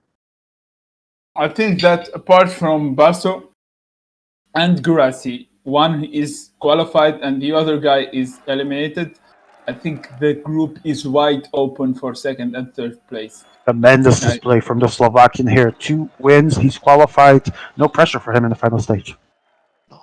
so we saw George do how much, like he said he did second Fifth. and then he did, Second and fifth now in this stage. Fifth. yeah.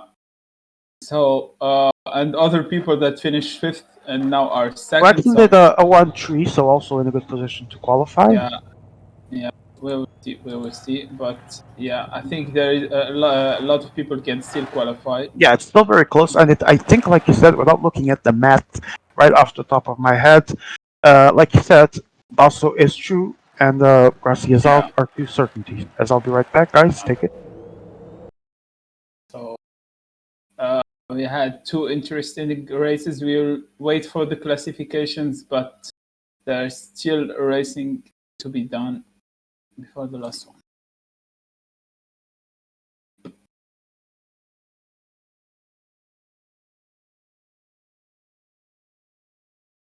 So yeah.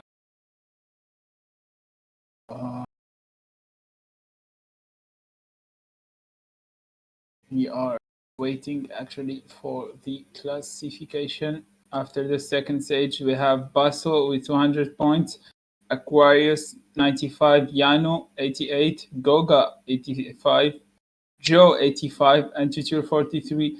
We have a fight 10 points between the fifth and the second in Group A. And we have in Group B the results. Swaxon with 150 in good position to qualify. Miro 125. Groot 120 after its second place. George 95 and Leo Fernandez in the bad position with 70 points. a lot of people can still qualify, but it's starting to shape up, and we will see the final results soon, as we have only one stage left.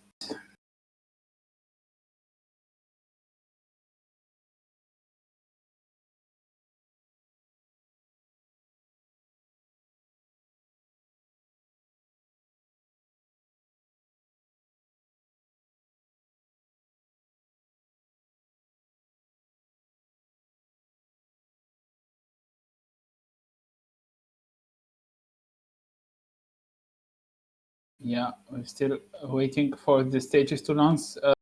I'm gonna take a few minutes As I break. return, yeah, I I'm return gonna here. Yeah, perfect. So I'm gonna take a few minutes of break. All I right. said that we're waiting for the launch, and I gave the provisional points classification. If you can Yeah, say we them will. again. We will say Yeah, them again as we wait, indeed. So I'll see you when you return, Libra. Thank you. in a bit. Okay. So Basel leading Group A comfortably with 200 points qualified. Second place Aquarius 95 rises to second after that second place in stage 2. Jan still holds the third even despite his sixth place in the last stage with 88 points. Gogo Ford 85, same points as Joe Whiteley in fifth. And for some bizarre reason, Joe is placed in fifth. He has best placement the last stage. Doesn't matter, they still have one more fix to do. Joe fifth, 85 as well. So Janu third, 88. Gogo and Joe 85. Two to sixth place, 43 points. I think difficult for the Fred. In Group B, we have Flaxton with 150 points. Muir 125, Group 120, George 95, Lil 470, and Francisco Grassi 36 points. Things seems to be right now different in context. Francisco Grassi is definitely already out for now. And Luis, are you sure that he is out? mathematically, I would need to look what. Yes, I mean, unless no one scored, unless he won and some people did not score points, he's pretty much out at this point. For him. In the meanwhile, Tutu has only 7 more points than Grassi in Group A, but the gap is smaller, so he still has chances of qualification, albeit small. So, the situation is very complicated for Grassi. Best he can try here is probably fight for fourth place at this point. Because theoretically, to get that third place, he would need a miracle. I'm not even sure that, like I said, people would need to be dropped and not get points.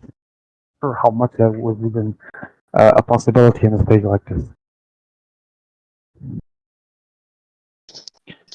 So, quick look at our lobbies, and we are launching Group A at Center Court.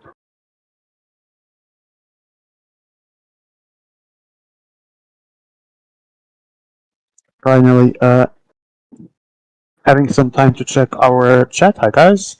Sorry to not having paid more attention, but a lot of situations going. Welcome, Finn, Mendes, UB, Daniel Miko as well. Of course, says Finn. Leo says Mendes.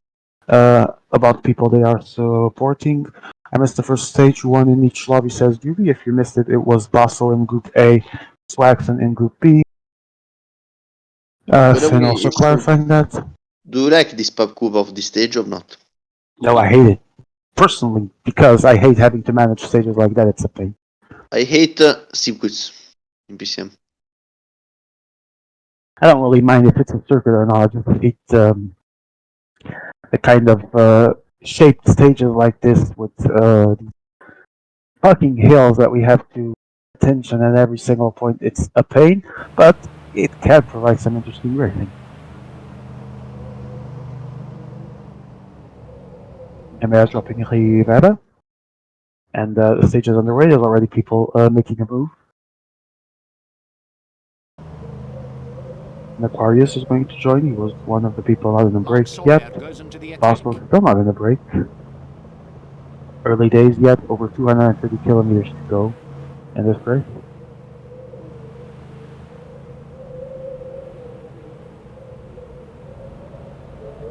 And I see Goga, Yanu, Tutu, and Joe Whiteley. Yanu very aggressive there. 4 riders.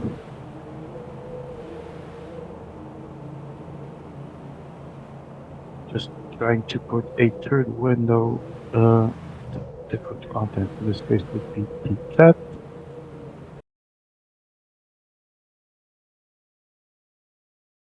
There we go. Chat is placed. So that I can see if people want to cheer for their favorite players. You want to do some predictions as well for this final stage, please join us. Who do you think with these classifications? Quickly reading them. Basel leading Group A 200 points. Aquarius second 95. Yadu third 88. Gogo fourth 85. Joe Whiteley 85 at fifth. Suter 643. Who do you guys think can join Basel in the semifinal from Group A and Group B? Fraction 150. Leo 125. Group Meister 120. George 95. Leo Falangri 70. And Francisco Rossi 36. Who do you guys also think that can join them? Honestly, I think Wilson is Aberdeen. Yeah, who can join Selex in the group as well. I think Miru and Gucci are in good position, but George is still not out. Looking more difficult for Leo. I said you will be out. Do you think Leo Falangri has begun his bottling job earlier in these World Championships? Nah. Watch Ah, out! A team leader is falling behind. nah. Well, You he's will do better in tour or and in and line. maybe in line. I also believe that. Right now we see movement in our center court. We still are, and Yanu Race has taken a quite the explosive situation here with Yanu attacking 4 riders, and now Goga, Tutu, and Joe now actually attacked directly into the French player with 3 riders. Then Theo Gegenhardt, and obviously the other 2. And he bridges the gap. 1 minute behind is everyone else. 29 riders chasing these 2 players that attacked. It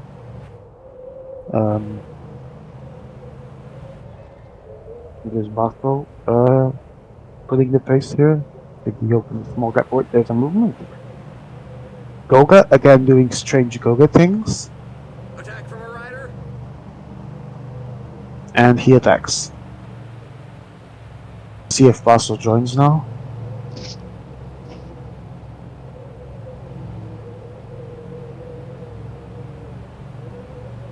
There's a rider trying to break away from the bunch. Man, stop typing.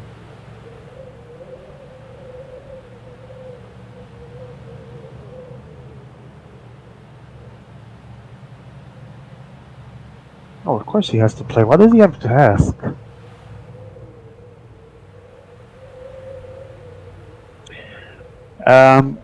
Meanwhile, I missed who actually joined here because Goga and everyone else was as it was. So Goga managed to actually join his 3 riders. In the meantime, I'm just taking a quick look at one of my other screens to see George attacked in the other group. We're not going to move there because it's still early days. There might be still a response, so it's the early attack break attempt, and indeed groups did respond. Here, 10 riders, 1 minute and 15 seconds for the break, where Joe Whiteley, Goga, and Yanu are trying to make things happen.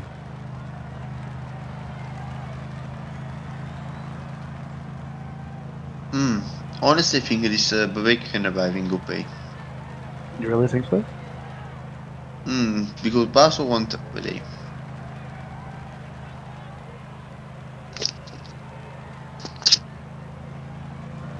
See, can you show us the riders in the break? I see Cobble's rider for Yanu.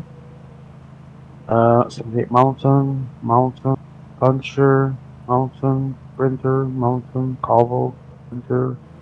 So, pretty much more same compositions of 78 Sprint and 82 Mountain Rider and Cobble Rider. And in the meanwhile, it's 2 of them in place in the peloton.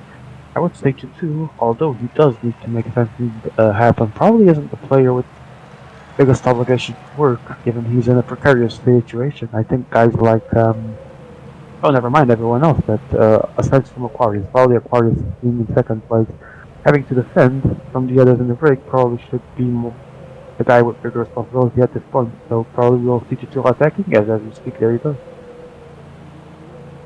Mm. I think that is of course that it's normal that writers, people put this in writers. As I said, the I think we will have in a situation with the climber and launching for the sprinter, for not for the sprinter, for the puncher, and because the 78 won't pass the 78 sprint. This is my opinion. Quick look at Group B, and we have 14 men at the front of the race. So I see quite a lot of people joined George's movement, and now Leo Falandri is sending his 3 riders into the break. George has 4 riders. I see 3 for Swax and Emil, I think, and 3 maybe for Groot, not sure. Someone else had an extra rider there with too quick to see. Leo Falandri is the one not represented in the break, so that's how he reacts to this.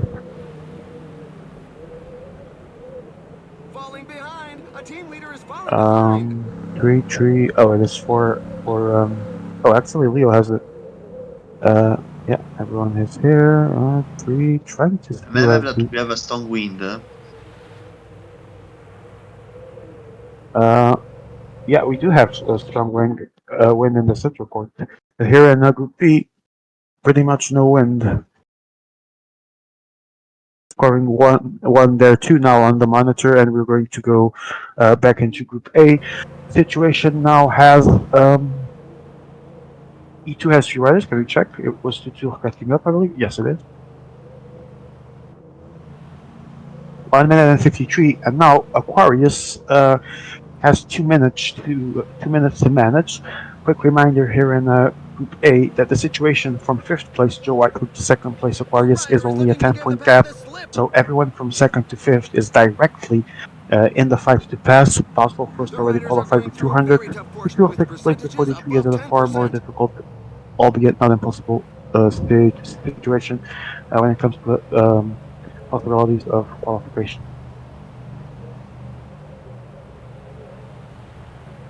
So, Bravo, your prediction about Leo Falandri not qualifying seems to be pretty much about to happen. So, since you predicted, would you say that you made this prediction? I remember you were explaining just a little bit of it. You said something that had to do with lack of confidence, was it? I also said that Joe in Group A will pass Joe, of course Basso, and then a surprise. So What do you think? Goga.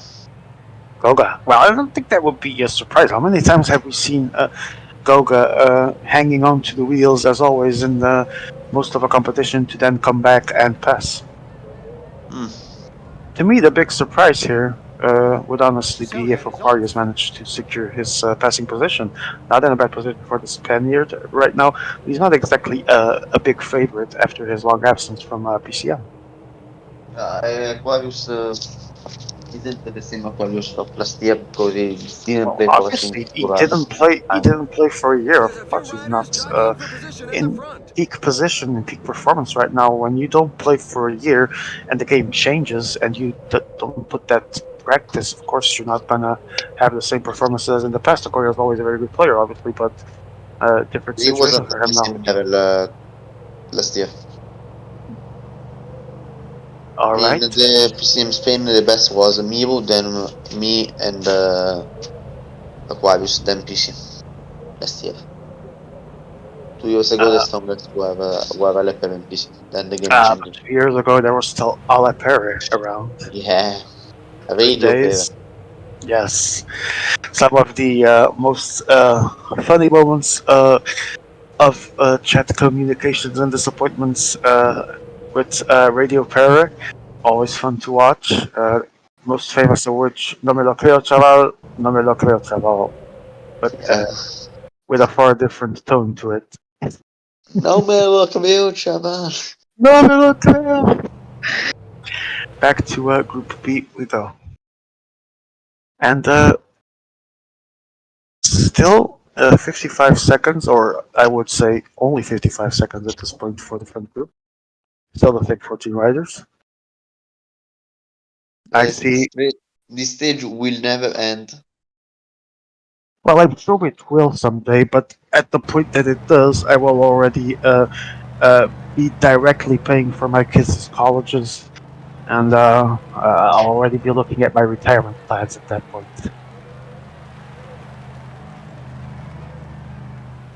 And I mean Well, retirement in real life, obviously, not like retirement from PCM and then try to get Spanish nationality. I would only do that if I actually got a medal this year, and there's no real chances for that. But who did this us gaming, right? yes, AS Gaming was world champion, claimed he would retire, tried to get special Spanish nationality, was denied, returned to competition less than 24 hours later, if memory serves me correctly. Yeah, and then he said, "I'm not I Spanish. I just went to Spain for vacation." I'm gonna be honest here. I think ASG winning a world championship, and then even better, trying to become Spanish and getting that request rejected. That was a peak moment for him to retire. I think it would have been a glorious retirement, but he did decide to return. Still at a very good level at this one championship, as we've seen. But we do know that he will not get another win at Classic, because that's guaranteed, as he was already eliminated. When Still he in said, other, still in other races though. I remember when he got penalized the last year. Like I went for Miko, and he said, "For this penalty, I want to win the GC." We see. Wait, what? No. By the Let's way, see the who other won groups. GC last year? Basso, right? About the GC. Uh, not sure. Think so. Overall, overall GC Miu. Yeah, that was a very dark moment for PCM history, seeing Miru win overall GC, but it happened. Might repeat itself this year. Who knows? Oh, Oh, wait, Swagson. No, no, Road. 100% Oh, it was Swagson. Ah, okay. Swagson won Road last year, and Miru overall. That was indeed the darkest moment of PCM history. But we had to live through it, and Miru trying to make another goal for him as well this year. Still has good No, chances. he can do doblete.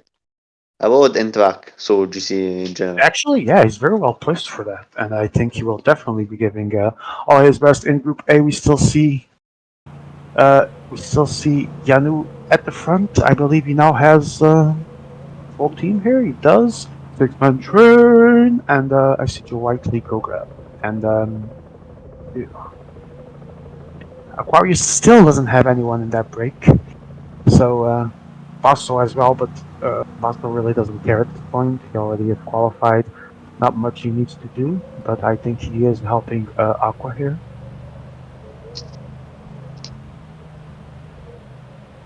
Yeah, Basso saying, yeah, I can relay with you a little bit here, but don't expect me to make miracles. True, but it's only 119 gap, so This climb nothing features some completely dreadful percentages.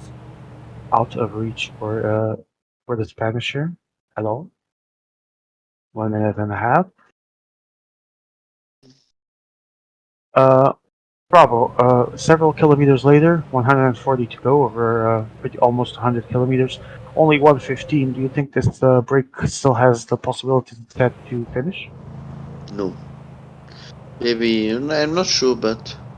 Wait, there is a full team of Yanu, right? Okay. Yes, yes. Yanu made a very aggressive move as his full team anyone. And I think Basso is bassoing. By the way, now we are 2 versus 1. Because I don't know why Basso is pacing. Well, playing for his best possible placement. Nothing wrong with that. The problem is that there are not bots in final. I'm not sure, but I think it's one of the draw tie-breaking criterias. Wait. Yeah, I know there are not pots, but like I said, one of the draw. In case of a draw, one of the tie-breaking criteria's best semi-final result is the first tie-break. Actually, I'm getting the confirmation. So, always something important to keep in mind. Possible covering all his angles, and now Aquarius is attacking into the first group, or so trying. Let's see if Possible responds now. See what's happening behind. Actually, I don't even see Possible. Possible, where's Possible? So confused here. I looked into. Oh, Basso is behind. Yes, I looked into the other screen for 2 seconds, and Basso is now the guy at deficit, but he's going to close this as Aquarius moved into the A-second group, but he's still not managing to close the 49 seconds, now 55. Frabo, this race is in a tense situation right now. Aquarius still hasn't closed the gap to one. Dropped Basso for a little bit there. Is Aquarius panicking here or just trying to close as best as he can? What do you think? No, he's not fine. He's What? not thinking he has all the possibility to catch him. Point is that wait, no, wait. The point is that maybe from behind Goga can attack and Mhm. join the front. Group B, we are back in Group B as we are a little bit behind still in Group B, 141 to go, but we still have the 14 guys that were at the front, 4 from George, 4 from Swags, 3 from Groot, and the 3 from Miru, and now Leo Falandri strikes the 3 man, one of which has been left quite before, and Groot is responding, quickly accelerating, trying to close to Leo Falandri. Everyone is trying to respond to the French, and Leo Falandri has a small gap. Good move from Leo, probably. Or not really? What do you think? He needed to make something happen. He wasn't in the break. He down to 3 riders. How are things for the French here, Frau, in your opinion? So if I say you the sentence Fababo 99 him, what do you remember? Oh man, that sounds familiar. That sounds so familiar, man. Oh, I know someone told you. Was it Miru? Tuan. Twan? Oh, Twan! Yes! It was Bidon, right? Yes, Twan, Bravo, 99. Yes, I'm remembering that song for coming back sure. to me now. And then he got mad. Such an epic moment. Sorry, who got mad? Twan. Yes, Yeah, absolutely. Tuan. Yes, absolutely. Absolutely. Bravo, 99. And you were like, yeah, I don't give a fuck. Ibra is back. Zlatan Ibrahimovic joined us back. Well, not the football player, but the GOAT Ibra from PCM Might UK. might be the football player. You never saw my face, no. So I could be the football player. True story. And trying to figure out here what's And Aquarius is dropped again. No, he's good. So can you guys tell me what happened? It's two uh goes Aquarius, we two goes go Aquarius. back to Group A as Aquarius is 6 man training into the sunset, trying to catch E1. Now the gap is slightly bigger, almost 2 minutes. 112 kilometers to go. How is this looking for the Spanish? He's the only one behind, without any real without with the only one with real concerns because Basso doesn't really care. I mean, yes, he would like to win in a perfect world, but he's already qualified if things go wrong. Trust me, Basso Falling cares. behind, a No, team no, is That guy, falling I behind. know him, I know him. A he rider wants to just win launched an every stage, attack. even if it means Aquarius attacks again with yeah, Imanol Erviti leading the 6 man train. he has to close the gap real fast, real fast. He goes with backwind. 39 wins specifically. Oh my god, this can work. One This minute, evening is 20 here. He's seconds, gaining, he's 100, gaining, he's gaining. 106 kilometers to go. Recovered quite a lot of the gap, almost half of it, but still in no man's land, a little bit in no man's land. Needs to make it work, needs to close that gap, needs to make it as fast as possible. Let's say in this climb, yeah, he has to close this right now, I would agree with you, yes. even if it means It's losing in such teammates, and percentages, that's And but okay. this here he group is can at create full some gas. speed, like a freight train, But sprinting, quote everyone unquote, is into back. it. Everyone is back on his wheel. And So he's it's going to close the gap. He's going to close the gap right about almost right about now. Almost right about now. Acceleration again. Another split. creates a But gap again. Split, another uh, split. the split that well, it was never closed. It was so close, but never technically closed it. But he's accelerating again. Let's see who's trying to make the gap less ahead. It doesn't matter. It's closed. Aquarius saves himself from further stress. Let's see, as long as he can stay there with the front group. Good Let's remember positioning now. that Let's remember that we have four people in 10 points in this group. Four Yeah, people. indeed. Second to It's fifth, crazy. 10 points gap. It is It's crazy crazy. indeed. Crazy. And it's now Yanu yet again taking advantage of his already front positioning, accelerating again at the front of the peloton. Aquarius this time has three riders to follow up. I think it's Joe Whiteley on the left. It is Joe Whiteley, and Goga and Basso are the ones in the peloton, and Tutu has riders there as well. Probably his leaders. And Goga moving with Alexander Vlasov and two others. Uh, see if you can connect his helpers to it, his other rider star to it. And gaps closing again. Tense situation here at less than 100 kilometers to go, but everyone is back together mostly, except Basso. Joe Whiteley now strikes. Basso catches up, but as soon as he does, Joe Whiteley was already on the move. Joe Whiteley was trying to go on the run, does not get the gap. Aquarius closing before the end of the climb was really important, as we spoke about, but how many riders does he have left? I think three, which is not a bad number. I would say four. Three would Trying, be. I think he's going to catch up that fourth. Yes, he was on the razor's edge, but I think he was surviving. I need to be I sure. think he has one in the back that we Yeah, don't see. exactly. He was really on the limit, but I think he managed to make him pass. Trying to be sure. If not, if he's day one, he's also not. If three There is, he goes. he's There he right goes. in Yeah, there. there he goes. Four riders, not bad at all for the Spanish player. Managed to close that disturbing situation he had. And we are going to Group B. Group B has 101.5 kilometers to go. Still people ahead. That is Swaxon now with four men, still at the front. I see Groot following with three. Trying to see where everyone is here. I see Miru here.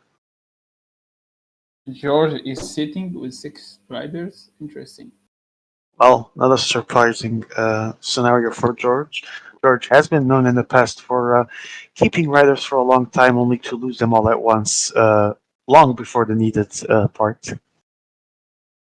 I mean, still 100 kilometers, so we will see. Uh, Fixed on today's goal. Johansson from Groupmeister Mountain Rider accelerating with two other companions, and George is now putting his own acceleration into the peloton. Miro following is now trying to stay in the Spanish wheel. Swaxon moves with his leader. Leo Falagri comes from the left side. Everyone trying to stick together, but He the broke through the acceleration pack for like a George is still greyhound. going on. And into downhill we go. And I would say that We Leo Falagri is sorry, going to yeah. live to fight So another day. sorry to interrupt. Yeah, Sorry to interrupt. We yeah. have things going on in the other group. We have So regroup Whiteley in the attack, I believe. and Joe Watley on the That's really attack, a punchy followed by attack. Basso. We'll see how the others react, especially Goga. We'll see Let's it see. right now. Koga is sleeping. Basso would actually work with Joe, I think. He wants to No, no, for me stay not. to win. Tutur moving from Yeah, left to George, center. I know Tutur, I Basso. think, was going to attack. You could see Tutur again in there. Yeah, there we go. Tutur Not is, full attack. This is not a good attack. This is not a good attack. They will relay 100%. and Aquarius this time trying not to lose out like the last time, quickly responding to the French. Goga now takes his remaining five riders, and Joe Whiteley takes his three remaining riders, other than the other three that he has in the front, obviously. Everyone Now is back every as it was. yeah, yeah, no relaying. Okay. Round and round we go, 71 kilometers to go. There's still six men at the front. They are from Basso and Joe Whiteley, three respectively. 1 minute and 11 seconds ahead, and Goga now is going to He's attack. off on his own. The team sponsor won't be disappointed.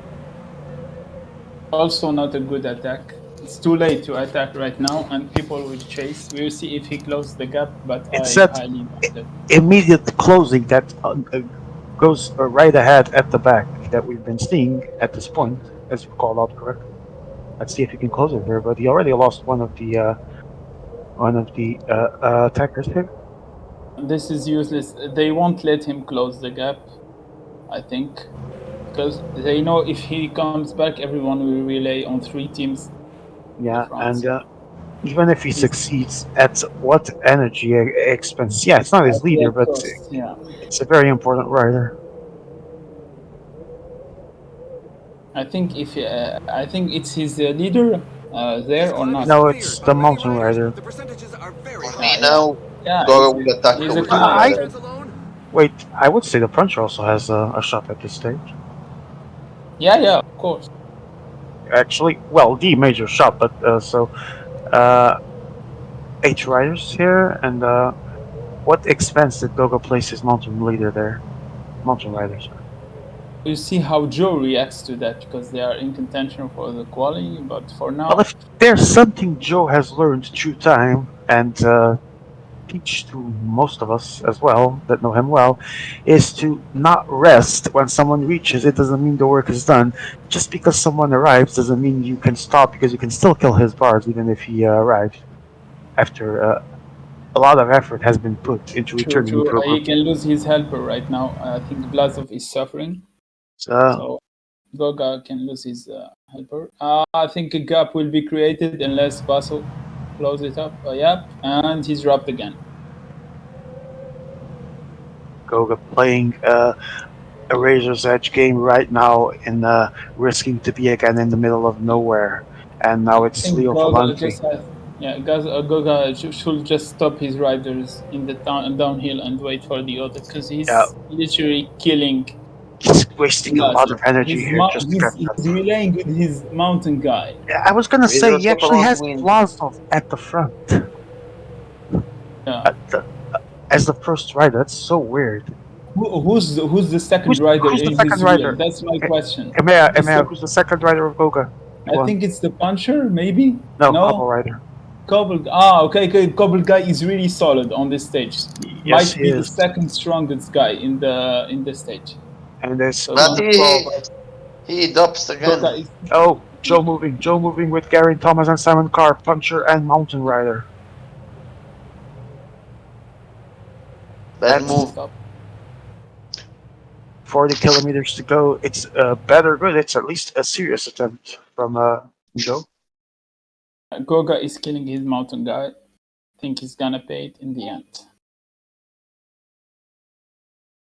Quick update into Group B. Quick update into the Group B before we move into Group A's last lap. We see here uh, everyone together in Group B. 19 riders are left. I think everyone is represented here. I see Miro, I see Groot, I see George, I see Swagson, I see Leo Falandri, and who's missing here? Nobody. Grassi did not play stage 3, I guess. Look how the Cobble guy of Goga is dying in the group of Joe. Look what he's doing. This is suicide. Laszlo dead in the middle of nowhere. Yep, Uh, yep. Cobbles So rider alone at the front. Group B, we have Groot with 4 to 5 riders. Wait, I can see sorry, the map. there's an attack from Miro in Group B. We have an attack from Miro in Group B, and Yep. Swaxton is responding as well. With Remco Evenpool, and I think everyone else he has left actually. And George and Groot are left behind with Leo Falandri. Wait, I'm trying to I see. think George has to let the other guys relay at this point. Leo Ferrandi is under pressure. He's fifth, I think, in the classification. So he's Quick surely check. Oh, yes, he is in a very, very difficult yeah. situation for Leo actually. Yeah, the two guys, I would say two of the 3 guys fighting for the overall off-road are Back in to bad position. and already underway the final lap of Group A, and then we still see Joe Whiteley and Basso at the front, or we see, not sure if they were already at the front there. Trying to see They were who's there. already on the front, yeah. Yeah, that's They still are the down to the couple 78. guys only. Oh, it is a couple. And now, He stopped him to close the gap faster. That's smart from Basso. uh, and Yanu, I think, is going to move, actually. And Aquarius also already The, next to the French. the gap is growing. The gap is growing. 34 kilometers to go. This is uh, not the best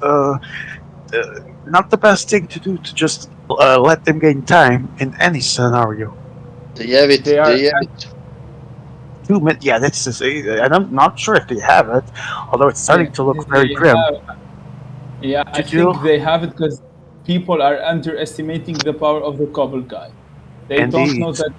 which has been a I don't think they constant. know how. I think it's been a Yeah, constant for a few players in this World Championship to underestimate the Cobbles Rider in a lot of scenarios. the cover rider in this stage, he doesn't look like. When you look at the profile, you don't Yeah, feel like he's Attack by strong, but he Geraint is. Thomas. and Geraint Thomas is on the run, catching up to 2-2. Smart move from Joe, closing the There we go, gap. Simon Carr He puts his puncher in a group. He has 3 cards right now. He has a mountain guy here, puncher with the using tutor, the and Mountain Rider, the and couple. they're back together, quickly falling to 119 to 2. Still not One, decided yet. yeah, wait, 119 to that group, but to Yeah, this group, 2-2. Yes, 2-2. basically 2 minutes. Yeah, Still, but 2-2 is still desperately trying to It's in close such this. percentages that they the have to strongest can close the create gap. some Oh, gaps. oh, oh, oh, oh. Oh, What is there goes Basso going with his Cobbles Rider, as we said. Very good is this a possibility for this mistake stage. from? Is this a mistake from Joe, or is he purposely dropping his rider? Maybe he doesn't have the energy. He's dropping his rider to help. I don't think he had the energy to follow Basso, so he dropped him to help Simon Carr. He's trying to take Simon Carr into Basso, and Basso is down to one rider, so it might work here. Still a minute and a half, though. Yeah, 1 minute and a half. So it's a messy situation. 1 minute and Could 12 come back seconds. on Basso. Could come back on Basso. Could come back on Good Basso. comeback on Basso indeed, because Joe Whiteley has the number, the extra helper, like And Tutu. yeah, he has 2 cards right now, Joe. He has also the Romain mountain guy. Bardet, Benoit Cosnefroy, Simon Carr, and Thomas Pitcock chasing like madmen. And there goes Simon Carr attacking Joe Whiteley, This is smart attacking, attack, smart attack, smart attack. He has energy on card. He has also energy on Thomas. He's gonna stop right now. but I guess, short but no, time. Short he's time to attacking. close. Short time to Attack by close. He needs Geraint to I close think it he's desperately. attacking with Thomas. Yeah, yeah, he's attacking with Thomas also. Yes, from what he still has left in the tank with Thomas. And I think everyone else looked at him for too long. Yeah. And Aquarius now is going to try and respond, but might be too little too late here. Joe is waiting for his. Oh my Joe, god, this wait. is smart. This is smart. They This won't come back is to Joe. this It's is obviously the best Casey has to do here to try and close Buster as soon as possible. He's it's going to. He's getting yeah. closer. Yeah, I don't think they can come back on Joe unless they start sprinting right now to the wheel like Yano is doing. Like Because it's Keanu is GG. doing. Yeah, it's GG to come back on Joe. I don't know if Basso wins or not, but Joe, it's GG. He has the energy. He's gonna go 99 on Yeah, the downhill I and then agree. I 85 on the. agree. But Basso still has 26 Yeah, seconds. he's gonna wait. Basso is gonna stop because there is flat. He's gonna stop unless he has a trick in the flat too. We never know. You don't know? Yeah, we never know with Basso. We never know with Yeah, Basso, a but man of 17 seconds. Joe Whiteley is closing in. This could be a major situation for the yeah, Brit here. yeah. Joe just locked And his now ticket Omar to the Friley goes onto the semifinals. attack. To 1 the minute and final. 44. Joe Whiteley has at least the top two guaranteed here. Yep. It's GG for Joe, and he's gonna have extra points, or I don't know. It's if you vacate points or E2, Emma, E2. Wow, that's I'm one attack that's going to have a good not few sure. I hits think away. yes, he would vacate the points of. No, he would get a bonus actually. The riders are entering the last 5 you kilometers do, of the yeah, stage. like 10 points if you do 1-2, or 20 points I think if you do 1-2, and do 10 points if you do 1-3. It would be But 20 I don't points think for the Joe 1-2 cares right actually. now. Yeah, Joe needs to win Yeah, to be sure, and yeah, at best, no, as a he second place doesn't is care. enough. Yeah. Yeah, he doesn't care. He doesn't care. It's just he can just take Basso Finishing to the as line. it He is, doesn't yeah, care. finishing as it is right now is what matters for Joe, as long as he gets his Yeah, first and second. So. really, really smart race from Joe. That was Amazing great. performance from the Brit here. Did everything Remember, perfect to close yeah, that gap. remember. Now we're This is gonna sprint. see the This is final sprint. sprint Now Thomas and pushes for Car. Let's see if Car has the energy. car But to the Basso coming finish. from the right side. I think No, it's Basso over. does not have the So energy because Simon Car wins. Joe, Joe Whiteley takes first, the win. Jojo. He was let's Basso gets able second to let's place. see put on behind him by now. his Aquarius rubber is gonna lock his ticket to the Final, yes.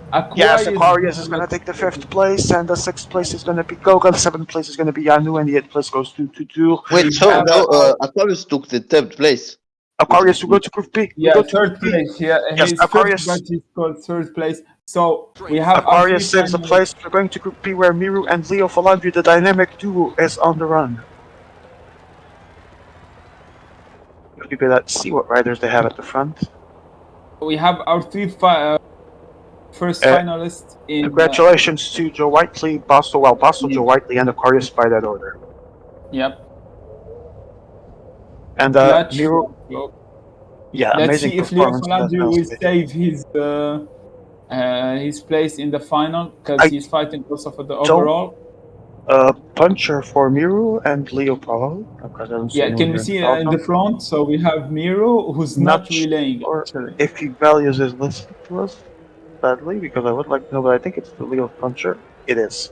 Puncher with Puncher, they are working together. Obviously, Yeah, those. Miro is actually not working. I don't know if it's enough or not. I think it's gonna be enough for Leo, but it's Uh, not working with Leo Falandri. This is interesting. Swaxon is not trying to bridge the gap. and now advances Now Miru we're into not. the Yeah, win. Miru is going to take the win. I don't think. Then the second place is not enough for Leo Falandri, actually. Celebrates again, Miru, but this time he's trying to compensate for yesterday's Reedy. Miru, Aridi as always, Aridi, but congratulations on advancing. And George takes third place, actually, with this is Swaxon only fourth, Route 6th. This complicates a little bit the classification. okay. Yeah. We're gonna do the math right now. If you just give me the classification, The like fuck is doing music here? The fuck? Hmm. What the fuck is this? Is it Fravo? No. oh, Where does this music come from? what music? I'm listening to music. Oh, it's Joe. Oh, fuck's sake, Joe. I had all streams muted. How did I get sun on Joe? So weird. Alright, I'm trying to understand the situation of GC and And we have our finalists joining here, Joe. What? Joe Whiteley. Quite the clutch moment in that stage for you. Talk us through it, man, and congratulations on advancing. Wow. Not every day that we see Joe first reacting like this. Just emotion. Yes. Do you have that? Are you a human being? Are you not a robot? Confirm to us. Mm. I am no longer Chris Froome. I have Alright. emotion. Joe, that was tense, but that was It's- a good clutch from you. Talk us through it, man. And congratulations. Yeah, I mean, I feel like I was a bit hard done by in the first stage. Yeah, I think, absolutely. We all saw the situation. yeah, the second stage, I mean, I tried, but it is what it is, isn't it? guys, sorry. Yeah. I have new information. Leo Yes. Falandri is out of the classics Well, not really along new after what he did in the Oh first my two god, stages. Joe just came. along with George and George is out with the same points as Groot, who Oh my qualifies. god. Holy Oh shit! my god! Wait, how? I see George has Holy 50 points on the shit. final one. Yeah, How is this that's correct? He has best round 3. best round. Stop the presses. I think George advances, right? No, George advances. George, not Groot. George advances if this is correct because he has 50 points. He has the third place on the Yeah, last one. I think there is a mistake. No, to be honest though, I think the tiebreaker is the best round 3 in the previous round. Oh, Not the stage 3. oh, round 3 results. Yes, not third classic. Okay, so Groot indeed advances. Quick clarifications here, so we can take this out of the way. Basso wins Group A, 275 points. Joe Whiteley second, 195. Aquarius salvages his qualification with 145 points. Great work from the Spanish after a long effort from PCM. He is a Classics finalist. Gogo was fourth, 120 points. Yanu fifth, 113. Tutu was in the mud, sixth place, 61 points. And in Group B, as we said, the shock comes to George because sadly he is out by 0 points margin. Swaxon beats, Miru wins the group 227 points, and I forgot order, forgot the sorting function. Swaxon second, 186. Groot is third, 145. Surprising us all, no one expected him in the final. George is fourth, 145 points as well. Same points. First tiebreaker is round three for some bizarre reason. Fifth is Leo Falandri, 140 points. Leo Falandri, only 5 points down from qualifying. Terrible. Ended up being far closer from the French than we thought. And Francesco Grassi did not start stage three and sixth, and then Ahmed with 36 points, probably zero due to rage quit.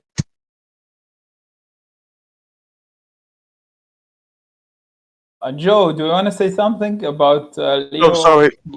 Please excuse me while I getting? cough, but talk us through that Yeah. clutch moment, as I was saying.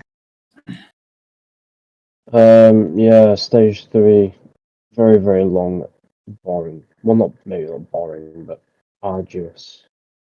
Um, I think the main thing was always about having a competitive rider in the front group, enough to the point you didn't have to work behind, and I think I had that at all times. Quite often, it was Carlos finding himself having to chase behind the peloton with Goga, whilst Yanu was on the attack, and I was kind of just sat in his wheel because he did have his full team there, so I was never going to work with him. But the excuse was there, of course, and then Basso. Then I attacked. I think it was about 60, 70k. To be honest, I can't remember. It was in a really quiet moment at the stage. Nobody really reacted, and then Basso went with me. I mean, to be fair to Basso, I mean, I guess people might not like the fact that he interfered with the race, but he was chasing me down a lot of times as well. So to be fair, he was just playing to win the stage. So I'm not going to blame him for that, and I don't think anyone else should blame him for that. But yeah, we attacked. He was committed with the cobble guy. I then leapt onto an attack of Chitter with my puncher, and then I realised at that point the puncher was probably the best option. And then they did actually bridge, but I managed to re-attack. Don't know why they didn't follow me, but I had my climber as well extra, so I bridged him across because it was horrible headwind. So I knew I needed a teammate, and then I just managed to bridge to Basso and then played the sprint.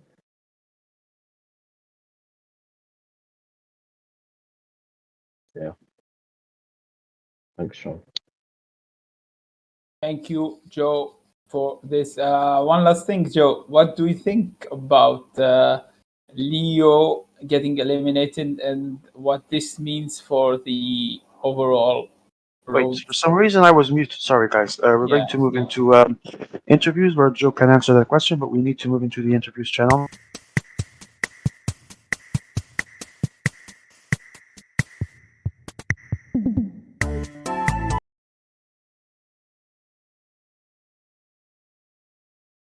Yeah, so, I mean, Ibra, you had a final question for Joe? Yeah, I told him, what does this mean? Leo getting eliminated in semifinals, and what does this mean for his overall chances? What uh, is this good for him or not? it's only relevant if me and Mir pass Torren in line. Until then, it's not relevant at all. Cause it's a big, would you say it? It's a big, I guess Yes. not disappointment, but yeah, you get what I mean. It's not Yeah, exactly. well, I think it's disappointing for Leo, especially because with everything that ended up ending in stage three, he only ended up missing on 5 points. Is it the case to say that I know I made this joke earlier, but it ends up being a joke and a serious question at the same time? Uh, is Leo starting his bubble job earlier in this World Championship? No, because last year he was out in round two classics, if I'm not mistaken. So Indeed, I still think Leo, unlike what some people think, has some good goals possibilities here in these World Championships. We will see though. Uh, one. I think if you're not going to make it to any of the road finals, it's going to be classics. No, obviously that's for sure, as time has told us. So, I don't think Leo needs to worry about anything too early. all right, Joe. Thank you so much for being here. Best of luck into. You still have inline and tour as well, correct? In the major tree. Yeah, All right, and and ITT as well, obviously. GG Basso and Carlos as well. Basso. All right. We're going to listen to the second guy to arrive here was, I believe, George. But see if someone else joins. We also have Aquarius. We'll listen to him in a bit. George, that was a close call. Yeah, it was really close, but I mean, I'm happy to be in the final. Like it's a big achievement for me. What And final?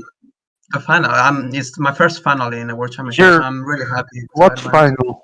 Your fourth place, George. Were you not informed of this?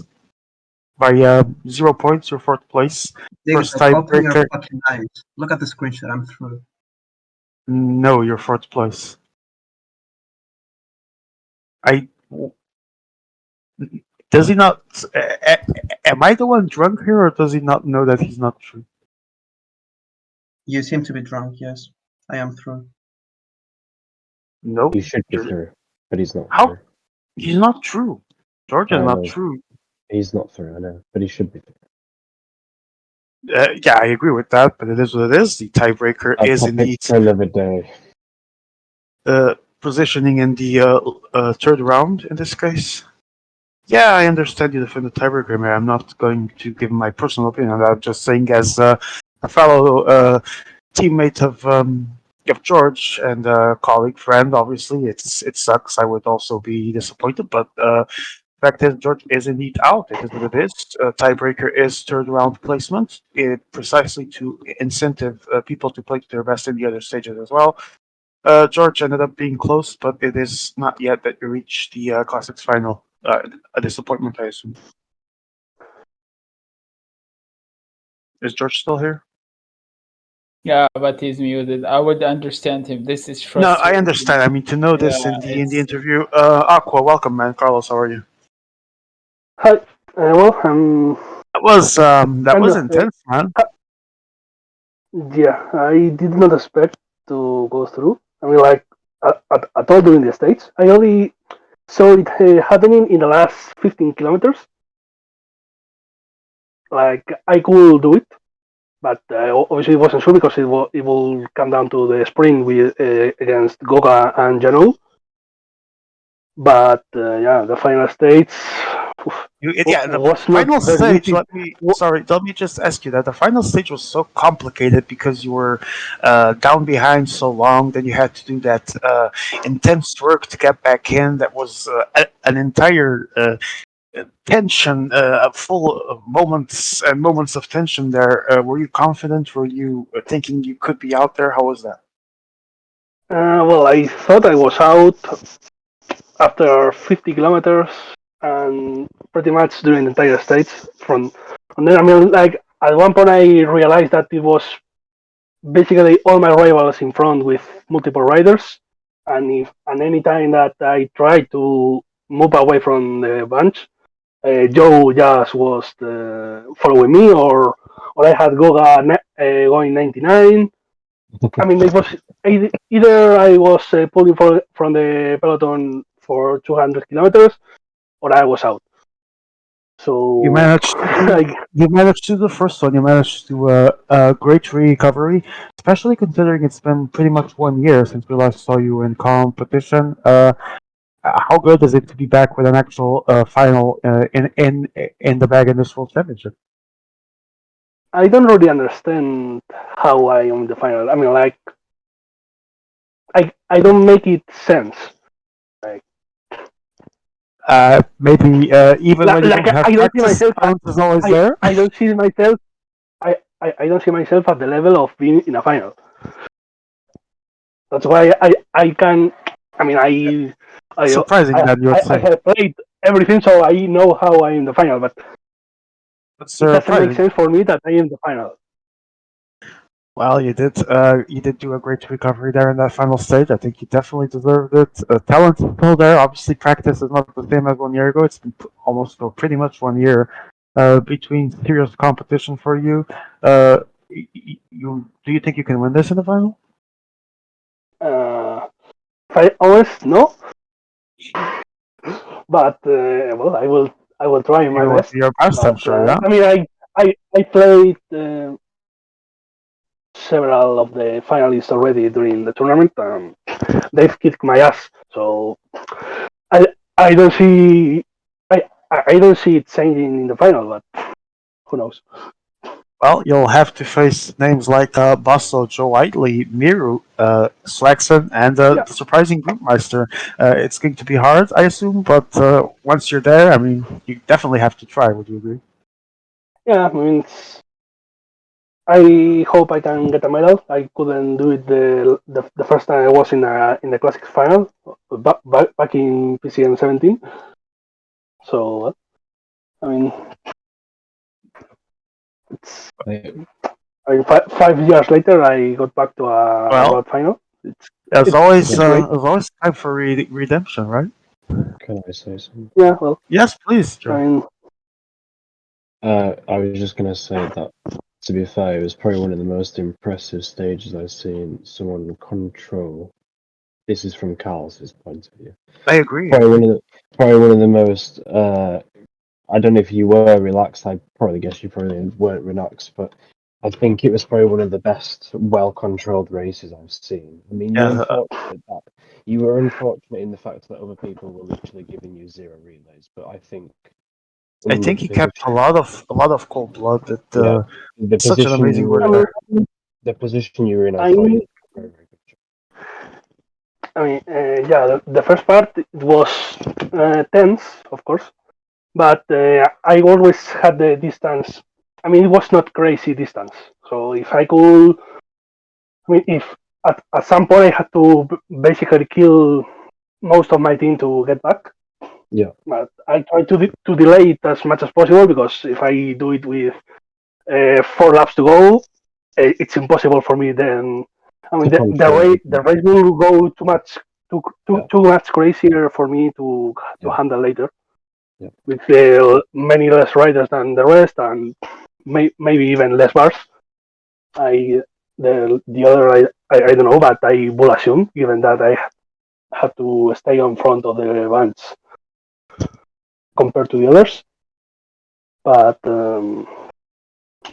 the final party was easier because I kind of went calculator mode. Like I knew Basso was fine. Yeah, He could do whatever he wanted, and given that you were along with him, it was not a problem for me. Like, yeah, I had to battle it with other two guys, but I was ahead in GC in the States, so I could kind of play with that, like a bit more calm in the final part. And I mean, I don't know if it was in the mainstream, but Yeah, the yeah, you final part were. it was me with both the climber and the puncher, and the other guys were with either only the puncher or the climber. I don't know, but I kind of tricked them into following me to the climber, and that time, and eventually was the only one with red bar left for the sprint. yeah, yeah. Yeah, that was So some fantastic I was work. able to outplay them in the final kilometers instead of having to rely on a pure sprint and hope for the best. And hope Yeah, for I the think best. you did That's the only Yeah, I think you did a that's fantastic the job. only That part something. I was able to. That's the only part I was able to control fully. The rest it was pretty much having to ride with it, Probably the most and important part where you really needed it as well. yeah. But I have to say, I don't say yeah, this much often. I mean, I always try to stay neutral, at least while the race is over, but I was definitely rooting for you, especially for the situation you were in at that point, and you were doing such an incredible job keeping it alive, doing your best. So I was really, really happy to see you there in that final. I think you fully deserved it, and showing that sometimes, even if you don't practice for a bit, talent is always there. Congratulations, man. Thank you so much for being here. thank you. Amazing performances tonight, as we saw from our great players, from our legends like Aquarius, like Joe, like Swagson, Miru rising to the occasion as well. Over our medalist from last year, stamps his ticket into the final of Classics. Basso as well, after some disappointments in these World Championships, Basso gets his final as well in Classics. joined, like I said, by great names such as Joe, Aquarius, Miro, Swaxon, and Groot, showing a great side to him in these classics, managing to survive here, managing to step up to the occasion in a dramatic form with George by 0 points by tiebreaker. But it's a great result for Groot here, a chance to get a medal, maybe a win. It is never too late to crown new champions, so let's see what the Norwegian can do in the final. This was an incredible day of racing to us all. Uh, just trying to be sure if we can hear from George, not sure. And if not, we will obviously move on into the what we have to do in terms of calendar. Confirmation that we have a warning and minus 50 points in road classification for Francesco Graffi rage quit due to not finishing the semifinal. Don't think it is surprising. Just keeping the same standard that has been given to everyone else. Oh wait. Oh, I'm just seeing that someone was asked to join interviews. Basso, he says, when you apologize and reinstate me in tour. Okay. Yeah, I'm also not involved in that, but I don't think that's like I don't think that's the proper stance to have. We're not people involved in the decision. Hope we can listen. Hope at some point we can listen from Basso. Always a good interview to have here. Always a fun guy to have here in the booth as an interviewer, as an analyst, and I wish him the best of luck into that final. For as much stuff as we like to say about controversial guys like him, Basso is actually a very good person, and I wish him the best for his final in classics. And I think he's still in sprint as well, so hoping things go well for him, like for everyone else. Regarding our calendar, today was the 15th of May, which means that after wait, I'm trying to look for the 15th of May here. Maybe I'm drunk. There we go. Tomorrow we have Omni and semifinal sprint knockout stage. Wednesday we have elimination semifinal and scratch semifinal. So I'll be competing in that one. Not sure about broadcasts. Let me see if we get an update from this. Yeah, tomorrow on the streams. Wednesday maybe streams. Well, I know we'll definitely have competitor streams. I'll probably be streaming if my internet is holding on as well as it has been recently. But we will guaranteed be back on IMA stream on Thursday with the very weighted as well for semi-final. We will have yet again some good moments of racing to see. Uh, Friday as well, we will have Friday. Our first final, Team TTT final, and ITT final as well. It's going to be a very intense moment in which PCM UK will also be participating, so I'm not sure if I will be commentating or not, but we will get there when we will get there. Then we have the rest day on Saturday, and then inline semi-final on Sunday to finish our week. Our calendar for the what's left of our week. And this was Classic semifinal. Again, a quick reminder: Basso, Joe, the returning Aquarius, amazing clutch from him as well, securing third place. Our three of the finalists, the three finalists from Group A. Finalists from Group B, amazing performance from Miro, 227 points, knocks everyone else. Waxon manages to go through as well. And Groot is the sixth and final semifinalist of the evening, same points as Aquarius. Different situation, more dramatic one. But they were all fantastic groups to see. Both groups were fantastic to see. All the situations were amazing. And we will be giving you some more history-making moments in Thursday guaranteed. Maybe Wednesday, not sure yet. But you will have the player streams hopefully for both days, tomorrow and Wednesday. And then we'll see you in Tour as well. I want to thank Bravo, Ibram, everyone that helped here in the booth, and as always, all you guys watching. We always do this for you guys. Thank you to all that came for interviews. You too, Joe, always for helping us out. Always fun to have you here, man. Not sure if he's even here. Guess not. I And am. so I am. I was saying thank you so much for having you here, Joe. It's always fun to have you here. And Yes, we it are, was entertaining racing. I hope for the viewers. yeah, it was indeed some great PCM to comment. And we will now say goodbye. Thanks so much for being here, Joe. We will now be again I'm confirming that you can see us back in Thursday in the anime stream, maybe Wednesday, not sure.